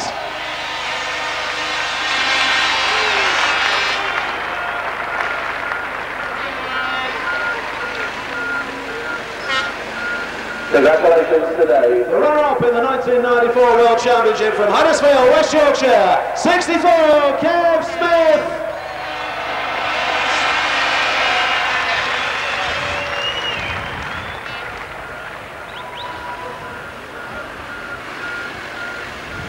And if indeed it was a battle of the roses, well, the county over the other side of the hill has done it, because the 1994 Formula 1 Stockcar World Champion from Oldham in Lancashire, 391, Andy Smith.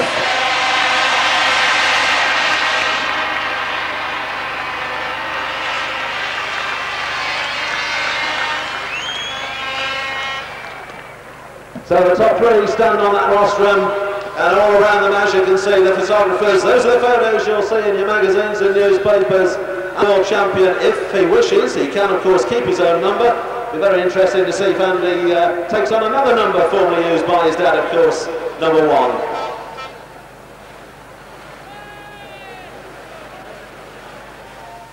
With the Andy Smith car, which means that that can join them on the lap of honour.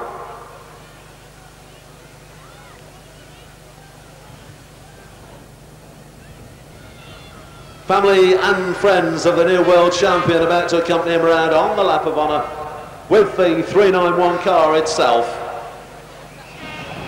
And perhaps food for thought on the future of stock car racing. Andrew's comments, well, it might be the tarmac car, but it's got 4 wheels. There they go, the 1, 2, 3. The 1994 stock car champion of the world is 391, Andy Smith.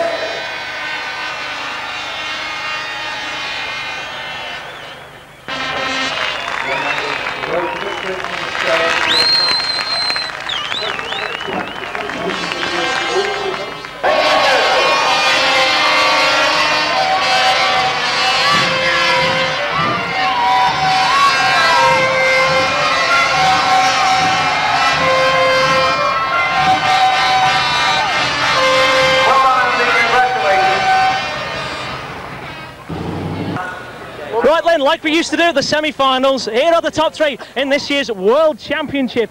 Andy, I'll tell you what, mate, my dad will be gutted that he didn't turn up tonight. He was a big fan of your dad's, he expected you to win, and bloody hell, you've done it, well done.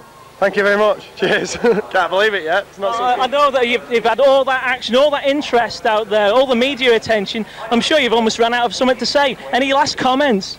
Absolutely chuffed, and that's all I can say really. I never expected it. Halfway through the race I realised it might be possible when I seen young Frankie steaming.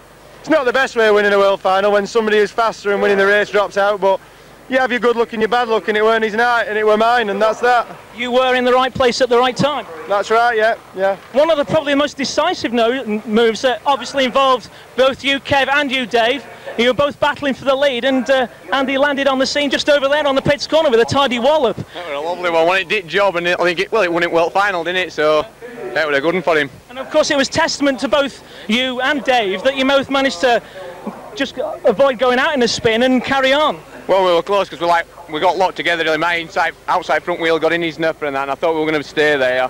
But yeah, we're racing and we come back out and second and third, so we're happy. That's right. You came back. You dropped down to 5th at one point. You managed to claw your way back. Yeah, I'd seen Paul Harrison was just pulling off down here when I passed him, and then young Frank went out. I was just hoping Andy get a flat tyre and leave it for me, and Dave would be fine up behind to stick second. But yeah, good race. I've enjoyed it, and I'm chuffed for Andy. He's had a good race. Oh, thanks a lot, Kevin.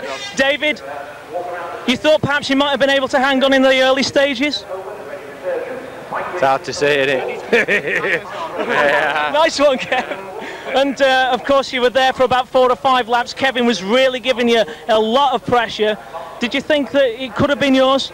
I'm going a bit careful. I didn't want to start doing anything crazy really, but I think fair to these young lads, you know. Quicker than me. David, will you be back? I'll be back, I'll be back. Well, there you go, David, with the Arnold Schwarzenegger quote. And the top 3 again, ladies and gentlemen. 391 Andy Smith, 64 Kev Smith, and 260 Dave Beresford. Gentlemen, thank you very much for your time. You're superb ambassadors for the sport. Thank you. Thank you. Smith third.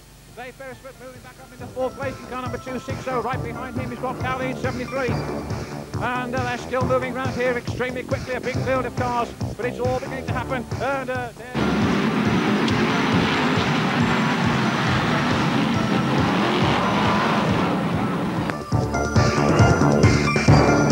NZ77, Bryce Penn. Des Chandler in 213.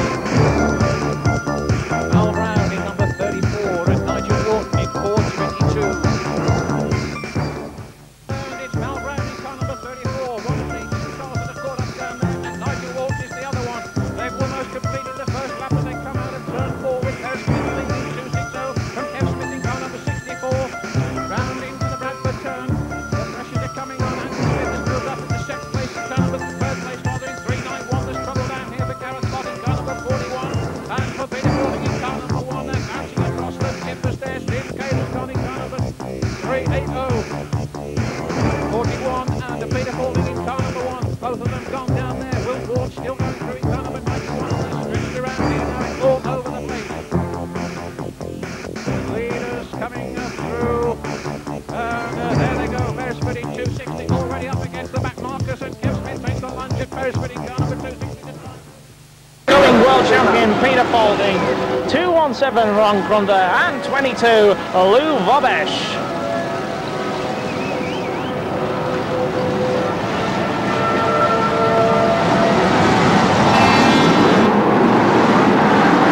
The green flag goes down. And apologies to John Ankers, he's the driver in car 80, but suffering a little bit just under the weight of the rest of the traffic going through, and it is indeed Ankers in 80 who goes to the fence first. Your leader, 382, Paul Pennington from 297, Nick Field. Leading the yellows is 436, Richard Knight. 400, Jim Conlon's enjoying a good start, leading the blue tops into turn 1, and the 2 red tops that clash are 7-11, Mike Ives, and number 2, Paul Harrison. Oh, and 34, Mal Brown's gone right over! And that will instantly bring out the yellow flags. That was absolutely amazing.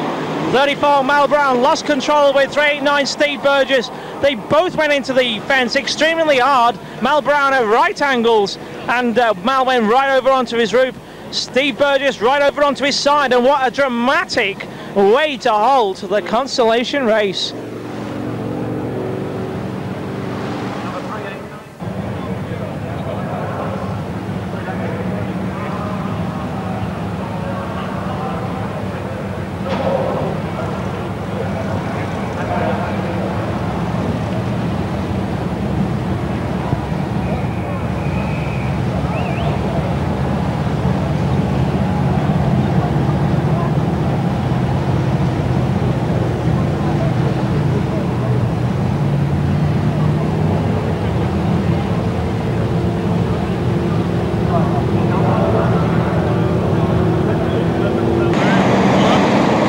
So, with the track cleared, we're about to return to racing with 382, Paul Pennington your leader from 297, Nick Field.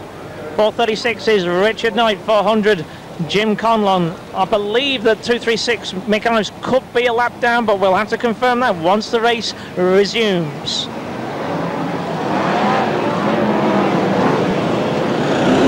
And away we go.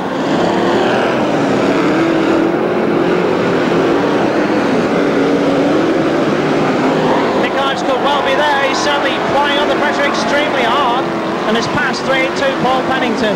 Just confirm his position with the starter.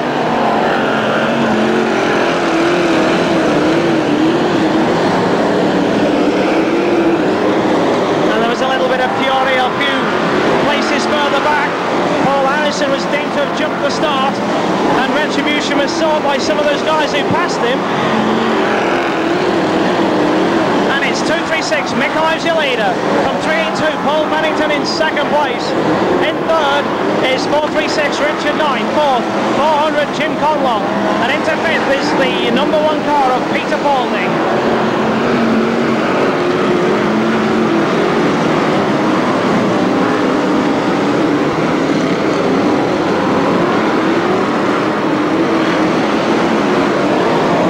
Places further back, the American Mike Isles in 711 is down over. Oh, he's going to lose it, and Mike Isles has lost it on the back straight.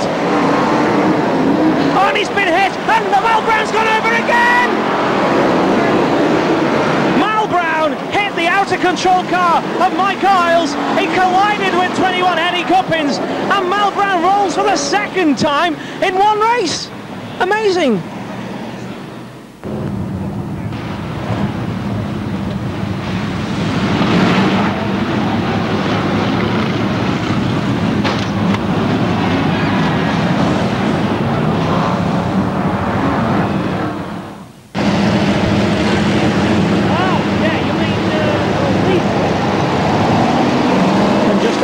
About Mike Isles, he executed a dramatic exit from that consolation, causing that stoppage.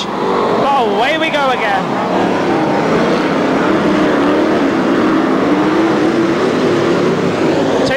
Mick Ives leading, and this is local track. In second place, 436 is Richard Knight. Just look at the outgoing world champion Peter Paulding in car 1, beginning to reel them in now. Equally going well, the Dutchman, 217 Ron Kronda, although he nearly loses it there, hitting 382 Paul Pennington as the white top crosses his path broadside. But here comes Paulding with the bumper, throws it in on the Prince corner, into second, into first, and Paulding now leads. Kronda now battling for fourth, trying to get on the inside of the white top. It's number 1 on the back straight, into the Prince corner he goes, that's Peter Paulding. Looking comfortable at the halfway stage of the consolation. In second is 436. Richard Knight as 236 Mick Ives encounters mechanical failure and has to retire. In third now is the long track world champion 217 Ron Kronda. In fourth is 329 Richard Brighton. Fifth is 382 Paul Pennington. Sixth, number 2 Paul Harrison. Seventh is 400 Jim Conlon. And eighth is 343 Barry Eighth. But it looks like it's all over bar the shouting for Paulding as he receives the 5 laps to go board. Top 3 equally spaced out now in the latter stages of this, the consolation race.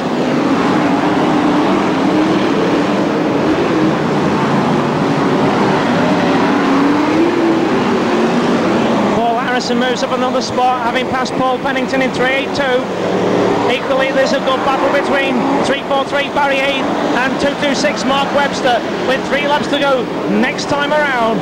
Here comes Paulding on the home straight, receives the 3 to go board. And Kronda now moves in a second place, passing the yellow top 436 Richard Knight.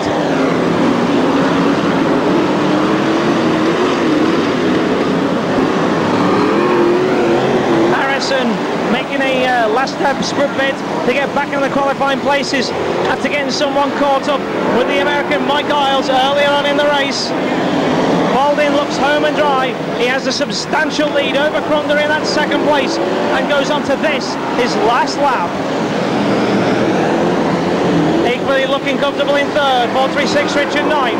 Fourth, 329 Richard Brighton. Fifth, number 2 Paul Harrison.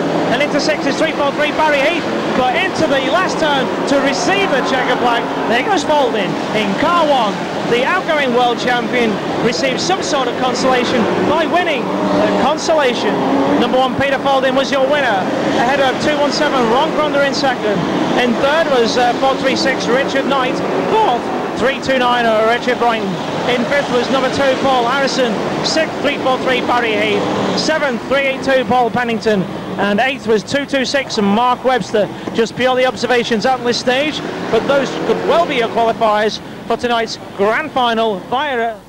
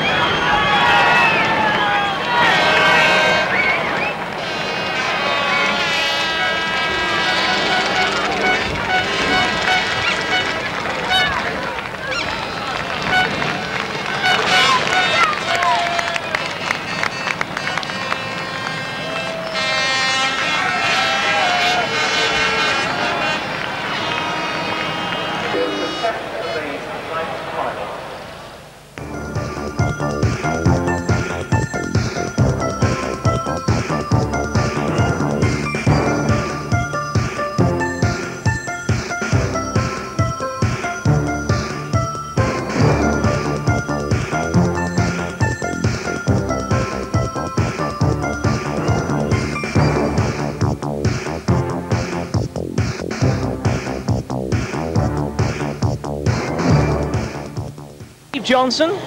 4-1-3 Matt Bennett. And yet the blue tops continue. 98 is Les Spencer. 2-1-3 Des Chandler. 3-4-3 Barry Heath. 3-2-9 Richard Brighton. And 2-2-6 Mark Webster.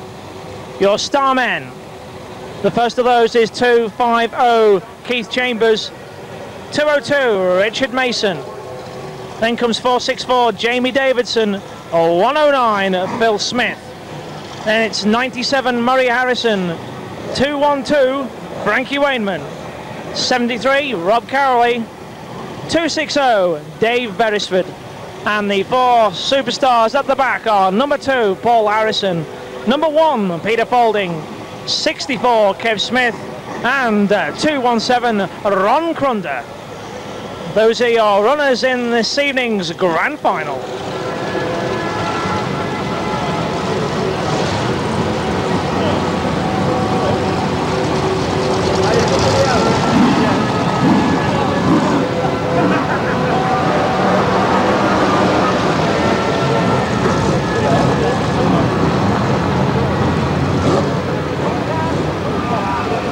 Waiting for the drop of the green, the grand final racing over 20 laps. The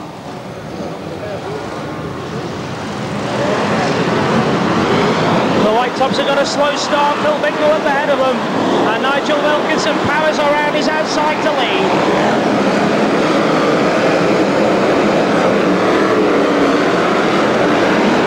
Bumpers already beginning to fly amongst the low tops. 2-1-3 Des Chandler puts 3-8-3 Dave Johnson towards the fence, and over the logs goes 98 Les Spencer. Your leader at the moment is 4-2-1 Nigel Wilkinson ahead of 92 George Braithwaite. In third is 7 Phil Bicknell leading the yellows. 24 Lisa Harter as 2-2-6 Mark Webster nearly flies over onto his roof on the home straight there, but just about gets away with it, leaving 3-8-3 Dave Johnson away and out of the race. 92 George Braithwaite leading, onto the back straight he goes.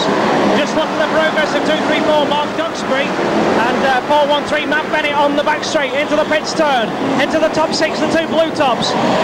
Then behind them goes 2-1-3 Des Chandler. And still the white top holds his position at the front, and 2-3-4 Mark Duxbury is spun out by 4-1-3 Matt Bennett, and over his bows goes 2-1-3 Des Chandler and puts number 7 Phil Bicknell into the Armco plate. The bumper really beginning to fly now, and Duxbury gets spun again and gets a flat tyre.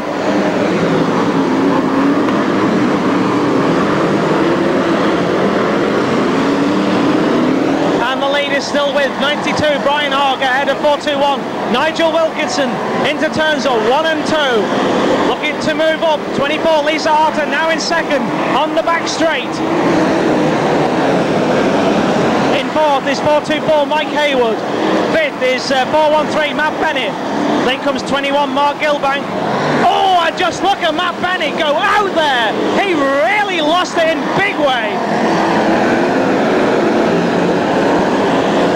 Yellow flags, and in such a rough and tough race, who can blame them, as 4-1-3 Matt Bennett is seeking medical attention on the infield. He looks at this stage to have been knocked out cold by that race incident.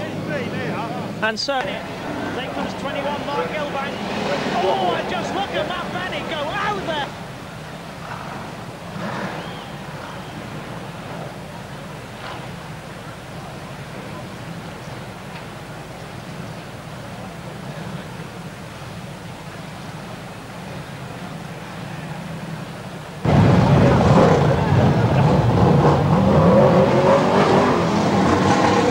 And with the track cleared, we're about to return to racing. We're on the warm-up lap. How much longer can these low-grade drivers hang on? 92 George Braithwaite has really put a good account of himself in so far. 24 Lisa Harter posed for the attack, just as we're about to return to racing. And look at the progress of 21 Mark Gilbank, 2-0-2 Richard Mason. Still a lot of the red tops with plenty of work to do. Let's see what happens as we are about to return to green. And away we go.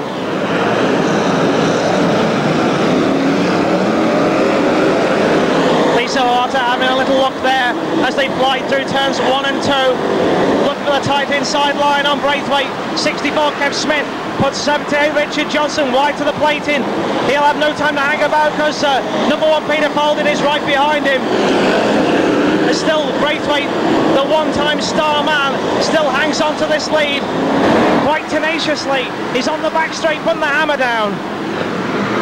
Kev Smith being bulked by Gilbank and is being shoved hard and wide by the rest of the Star Grade pack. Loses some places. Folding goes through, followed by Phil Smith, and up ahead 24 Lisa Harter now leads the grand final. There she goes, really flying now. In second, 202 Richard Mason. 2 years ago Richard then racing under a blue or yellow roof, managed to get the grand final on world final night and will be looking to do it again. It's 24 from 202, 92 and 218 Derek Fairhurst.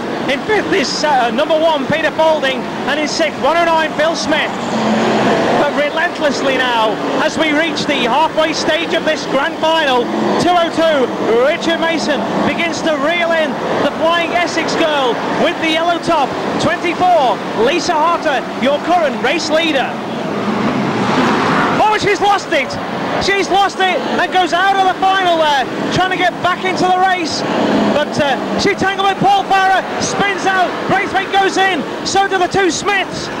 And that's allowed number 1 Peter Folding to move into 3rd, and it also allowed 202 Richard Mason to be a long, long way clear in the lead.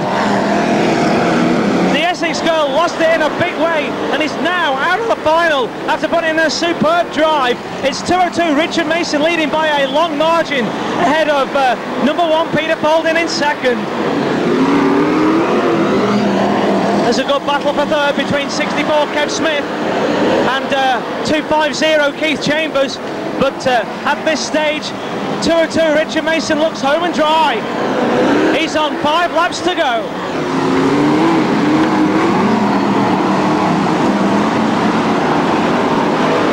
Folding beginning to smoke just a little in 2nd place. It looks like 2nd could well be the very best that he could hope for in this grand final. Still a vicious battle rages for 3rd between Keith Chambers and Kev Smith.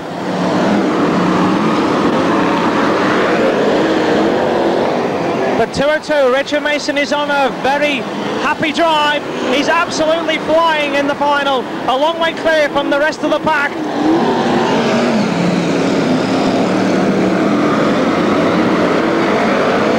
Smith having dealt with the problem at Chambers with 2 laps left now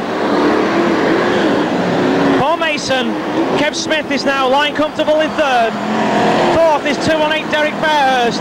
5th 21 Mark Gilbank, and 6th 73 Rob Cowley. But here comes Mason again. He's on his last lap. A 3rd of a lap clear from Folding in 2nd. And 64 Kev Smith a long way back in 3rd.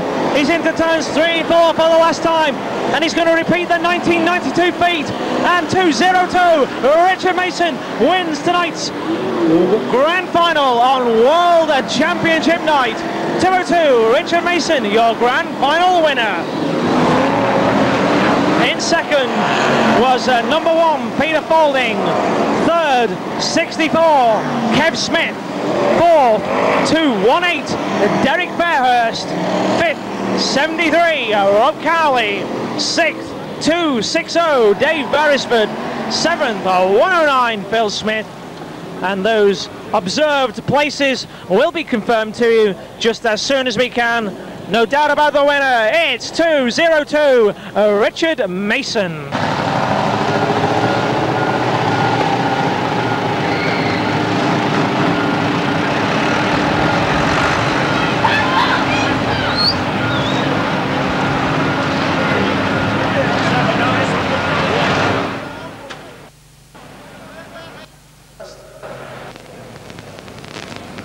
Winner of the 2nd most important race this evening at Odsal Stadium, the meeting final, and it's not the first time that Richard has done that.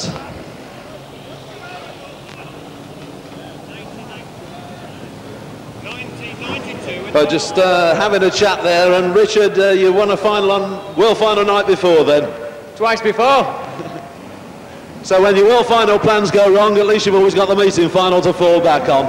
My plans didn't go wrong tonight, really, just a bit of bad luck early on, but I don't know, it's paid off now, hasn't it? So this is the third time then, in actual fact? Third time, yeah, 1992 and tonight, so it's an hat-trick, innit? Well done. And the race went all right from your point of view. Did you see Peter Folding trying to get closer? No, I didn't even know you were there. What about Lisa Harter out front? Did you think you'd catch Lisa before she got into trouble down here? We've already been a bit touch and go, but I don't know, it's hard to say. I mean, I think she went out of no fault of hers, so that's the way racing goes. That's it, no fault of hers, and you've won the final, so into the truck you go. Yet another World Final night, meeting final victory for another local driver. Let's hear it for him as he heads off on that victory lap. It's 2:02, Richard Mason!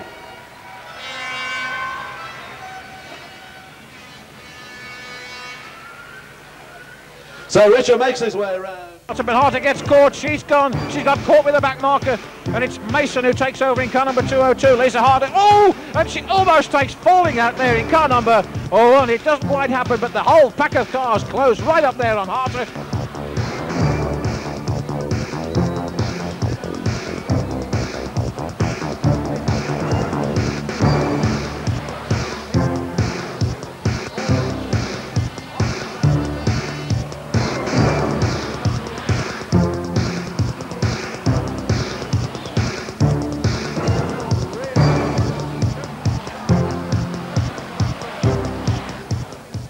To the man with the lap handicap who has it all to do. The white tops are 382 Paul Pennington, 277 Martin Southwell, 275 Paul Farrer.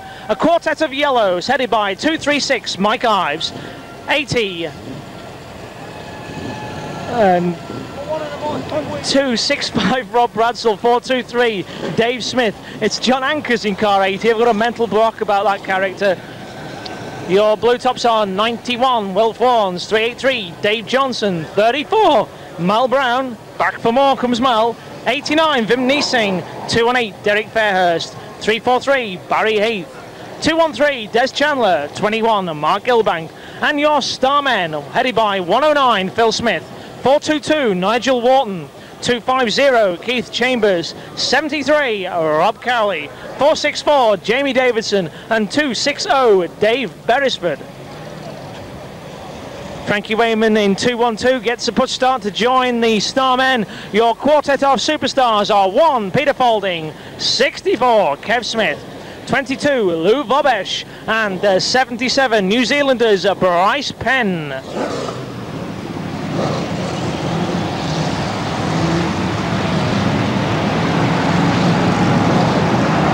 So how far up the field can Richard Mason go? Well, let's find out. Here he goes. Away we go racing.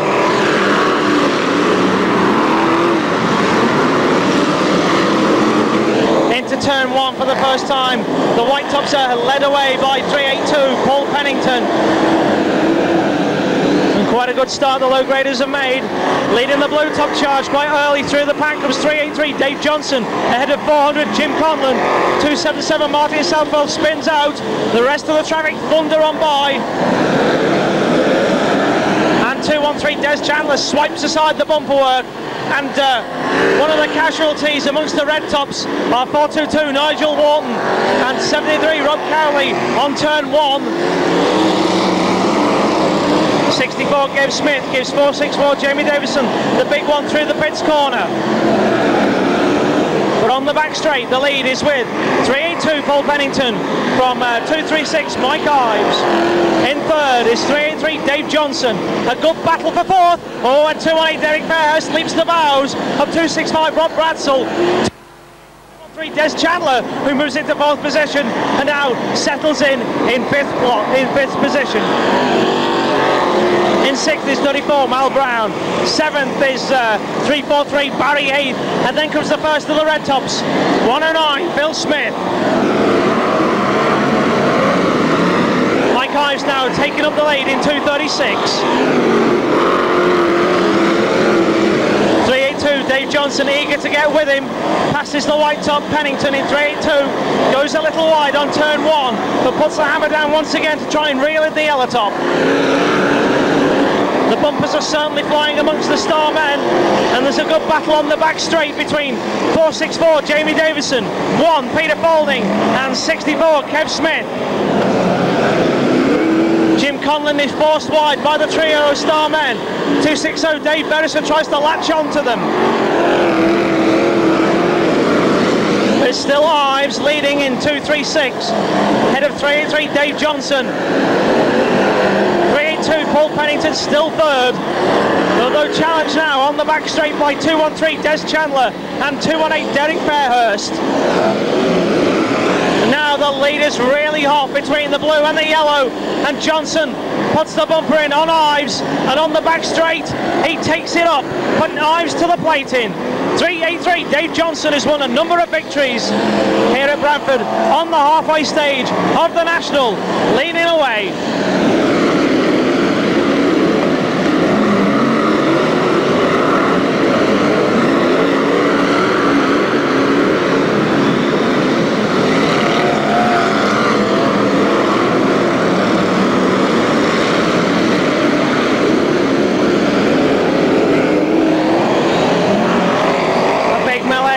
Corner takes out 3 of the yellow tops. Mike Ives amongst them.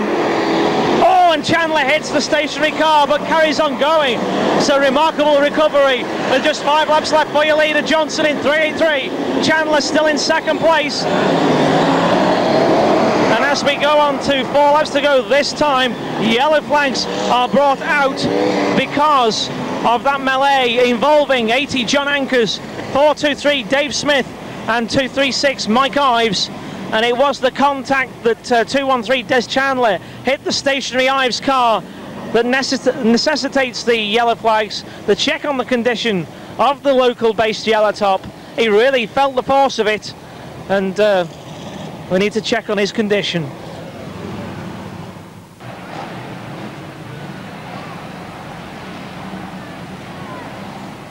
Understandable delay. We get the field sorted again on the warm-up lap. There's just a few laps remaining. Perhaps Johnson in 383 is still the favourite.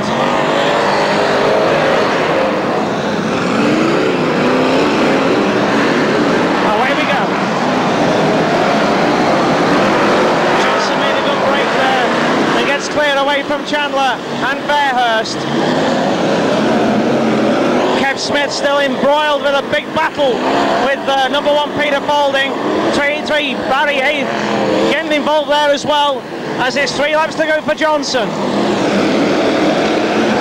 Chandler second, Fairhurst is third in 218.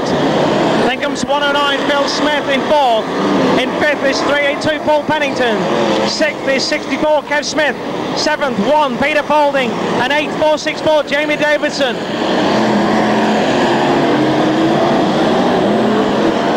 Paul Farrer loses a wheel, it goes wildly out of control on the home straight. The race continues as the wheel goes wide and out of harm's way, we hope.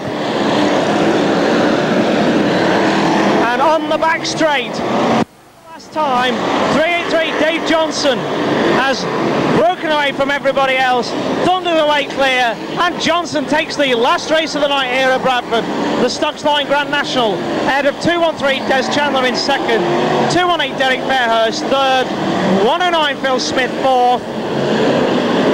In fifth was 34 Mal Brown, sixth 64 Kev Smith, 7th 1 Peter Faulding, and 8th 464 Jamie Davidson.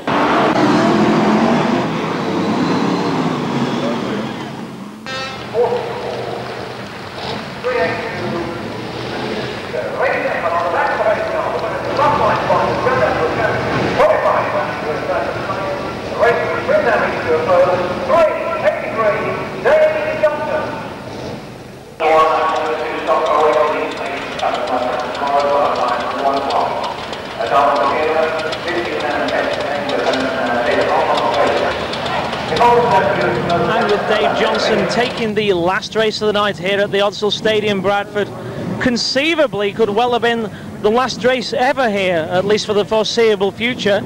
The October beat-in for reasons best known to the local authority, has deemed to have been cancelled, unfortunately.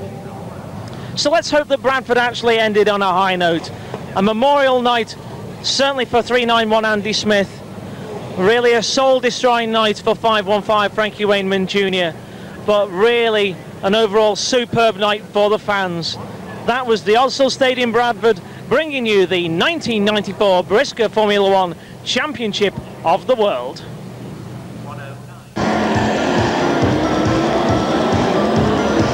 And Paul Farah loses the wheel. It goes wildly out of control on the home straight. The race continues as the wheel goes wide and out of harm's way, we hope. And on the back straight, this time 383 Dave Johnson has broken away from everybody else, thundered away clear, and Johnson takes the last race of the night here at Bradford, the Stockcar Grand National, ahead of 213 Des Chandler in second, Fairhurst third, 109 Phil Smith fourth, in fifth was 34 Mal Brown, sixth 64 Kev Smith, seventh 1 Peter Falding, and 8th 464 Jamie Davidson.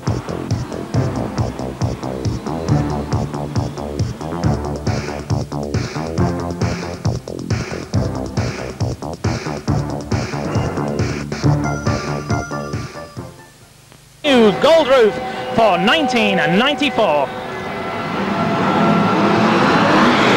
Green flag and we're away. And down the home straight for the first time, 260 Dave Beresford leads, ahead of 64 Kev Smith. Out goes 34 Mel Brown and 422 Nigel Wharton. And on the back straight, it's Bez leading ahead of Kev Smith. In third at the moment is 391 Andy Smith. In fourth, number 2 Paul Harrison. And in fifth is 73 Rob Cowley. As Junior Wayman gets side to side by 213 Des Chandler, goes a little bit wide there. Perhaps making not as fast a start as he would have liked as your leaders come through the pits turn once more. 260 Dave Beresford under intense pressure from 64 Kev Smith, and a dramatic exit is befallen. Number 1 Peter Falding, he is out of the hunt in the world title as 260 Dave Beresford begins to get on the back end of the back markers. Down the back straight he goes leading, and the top 3 are all together, and here comes Smith with his challenge on turn 1 and 2. It's 260 from 64, 391, number 2, 515, and here goes a big one! And Andy Smith has done it! Andy Smith now leading the world title in 391, ahead of number 2, Paul Harrison in second place. Up to third now goes 515, Frankie Wayman Jr. Down to fourth and fifth is 64 Kev Smith and 260 Dave Beresford. Completing the top 6 is 73 Rob Cowley.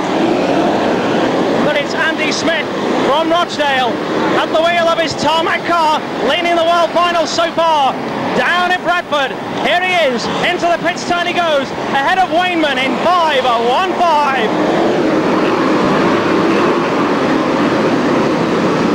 And the top 3 are most certainly in the hunt still, as Dave Beresford and Kev Smith continue to declare war on one another a little bit further back. The top 2 are neck and neck, and Wainman now begins to launch his attack on Andy Smith, and 34 Mel Brown goes to the fence. Smith desperately tries to hold off Wainman. They're on the back straight, thundering into the pits turn, and it's really between these two so far. Harrison beginning to lose touch just a little bit in car 2. 64 Kev Smith desperate to get back on terms. 260 Dave Beresford still very much there, as is 73 Rob Cowley. But as we had hoped, it's all about the first 3 rows of the grid, and number 2 Paul Harrison has had to retire after lying in third position. But look at the lead, still blazing between 391 Andy Smith and 515 Frankie Wayman Jr. And here comes Junior again. And Junior now takes up the world final in 5:15. What can Andy Smith do about this? Well, just just about a car length behind, desperately trying to keep in touch. But it's Wainman who made his move, and he thought, well, it's time to go. But he's beginning to smoke and steam, and could this be curtains for Wainman? He's leading the world final, but the engine, it looks to be giving him some sort of trouble there.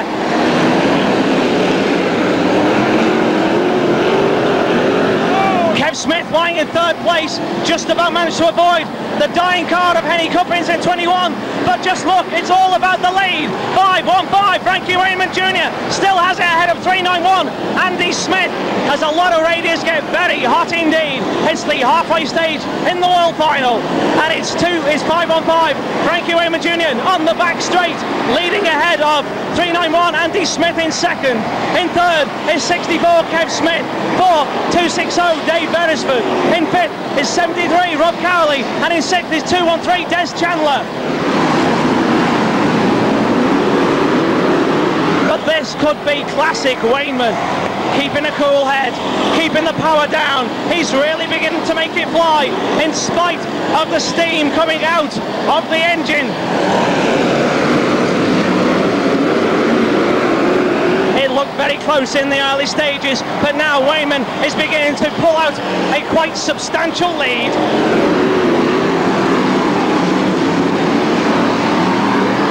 Just a question now of whether he can successfully get through the back markers.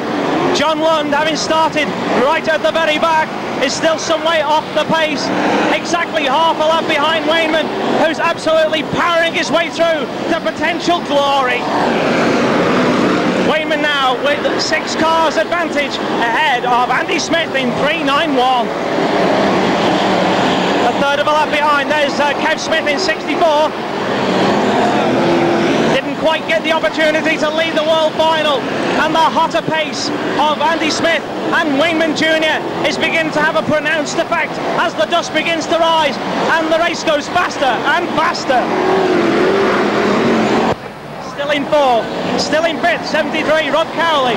In sixth now goes 202, Richard Mason. Seventh is 53, John Lund. And in eighth is 213, Des Chandler. In ninth looks to be the American, 7-11, Mike Ives. And in 10th is 34, Mel Brown. Just purely observations at this stage, but no doubt about your leader. It's 5-1-5, Frankie Wainman Jr. And still seeing that smoke or steam rising. He's still going hard, and he receives the 4 laps to go board.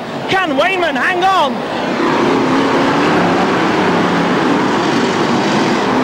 Here he goes, looking cool and assured. Can he hang on to make this his world final? But he's getting hotter and hotter in that cab. And could this be curtains for Wainman? Andy Smith is most certainly closing, and this is dramatic. This is fantastic. And Andy Smith has gone past Wainman. Wainman's race is run. The engine is far too hot, and Wainman is coasting out of this year's world final. And it's 3 laps left, and Andy Smith now leads ahead of 64, Kev Smith.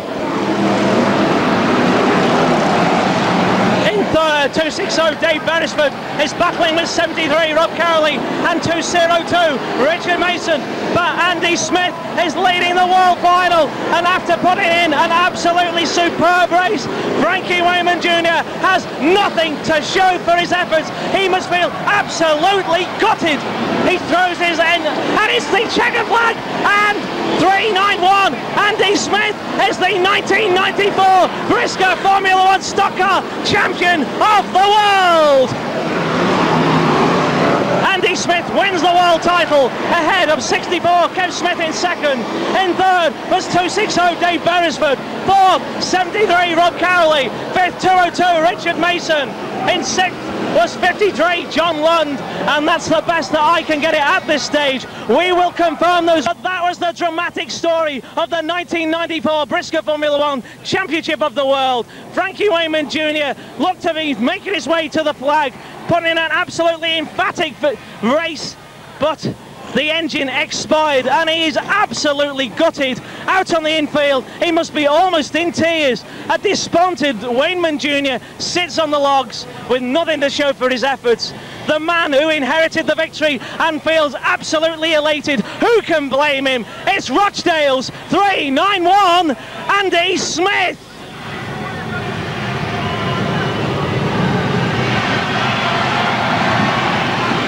Anthony Smith is on top of his aerofoil. He's champion of the world and he's absolutely elated.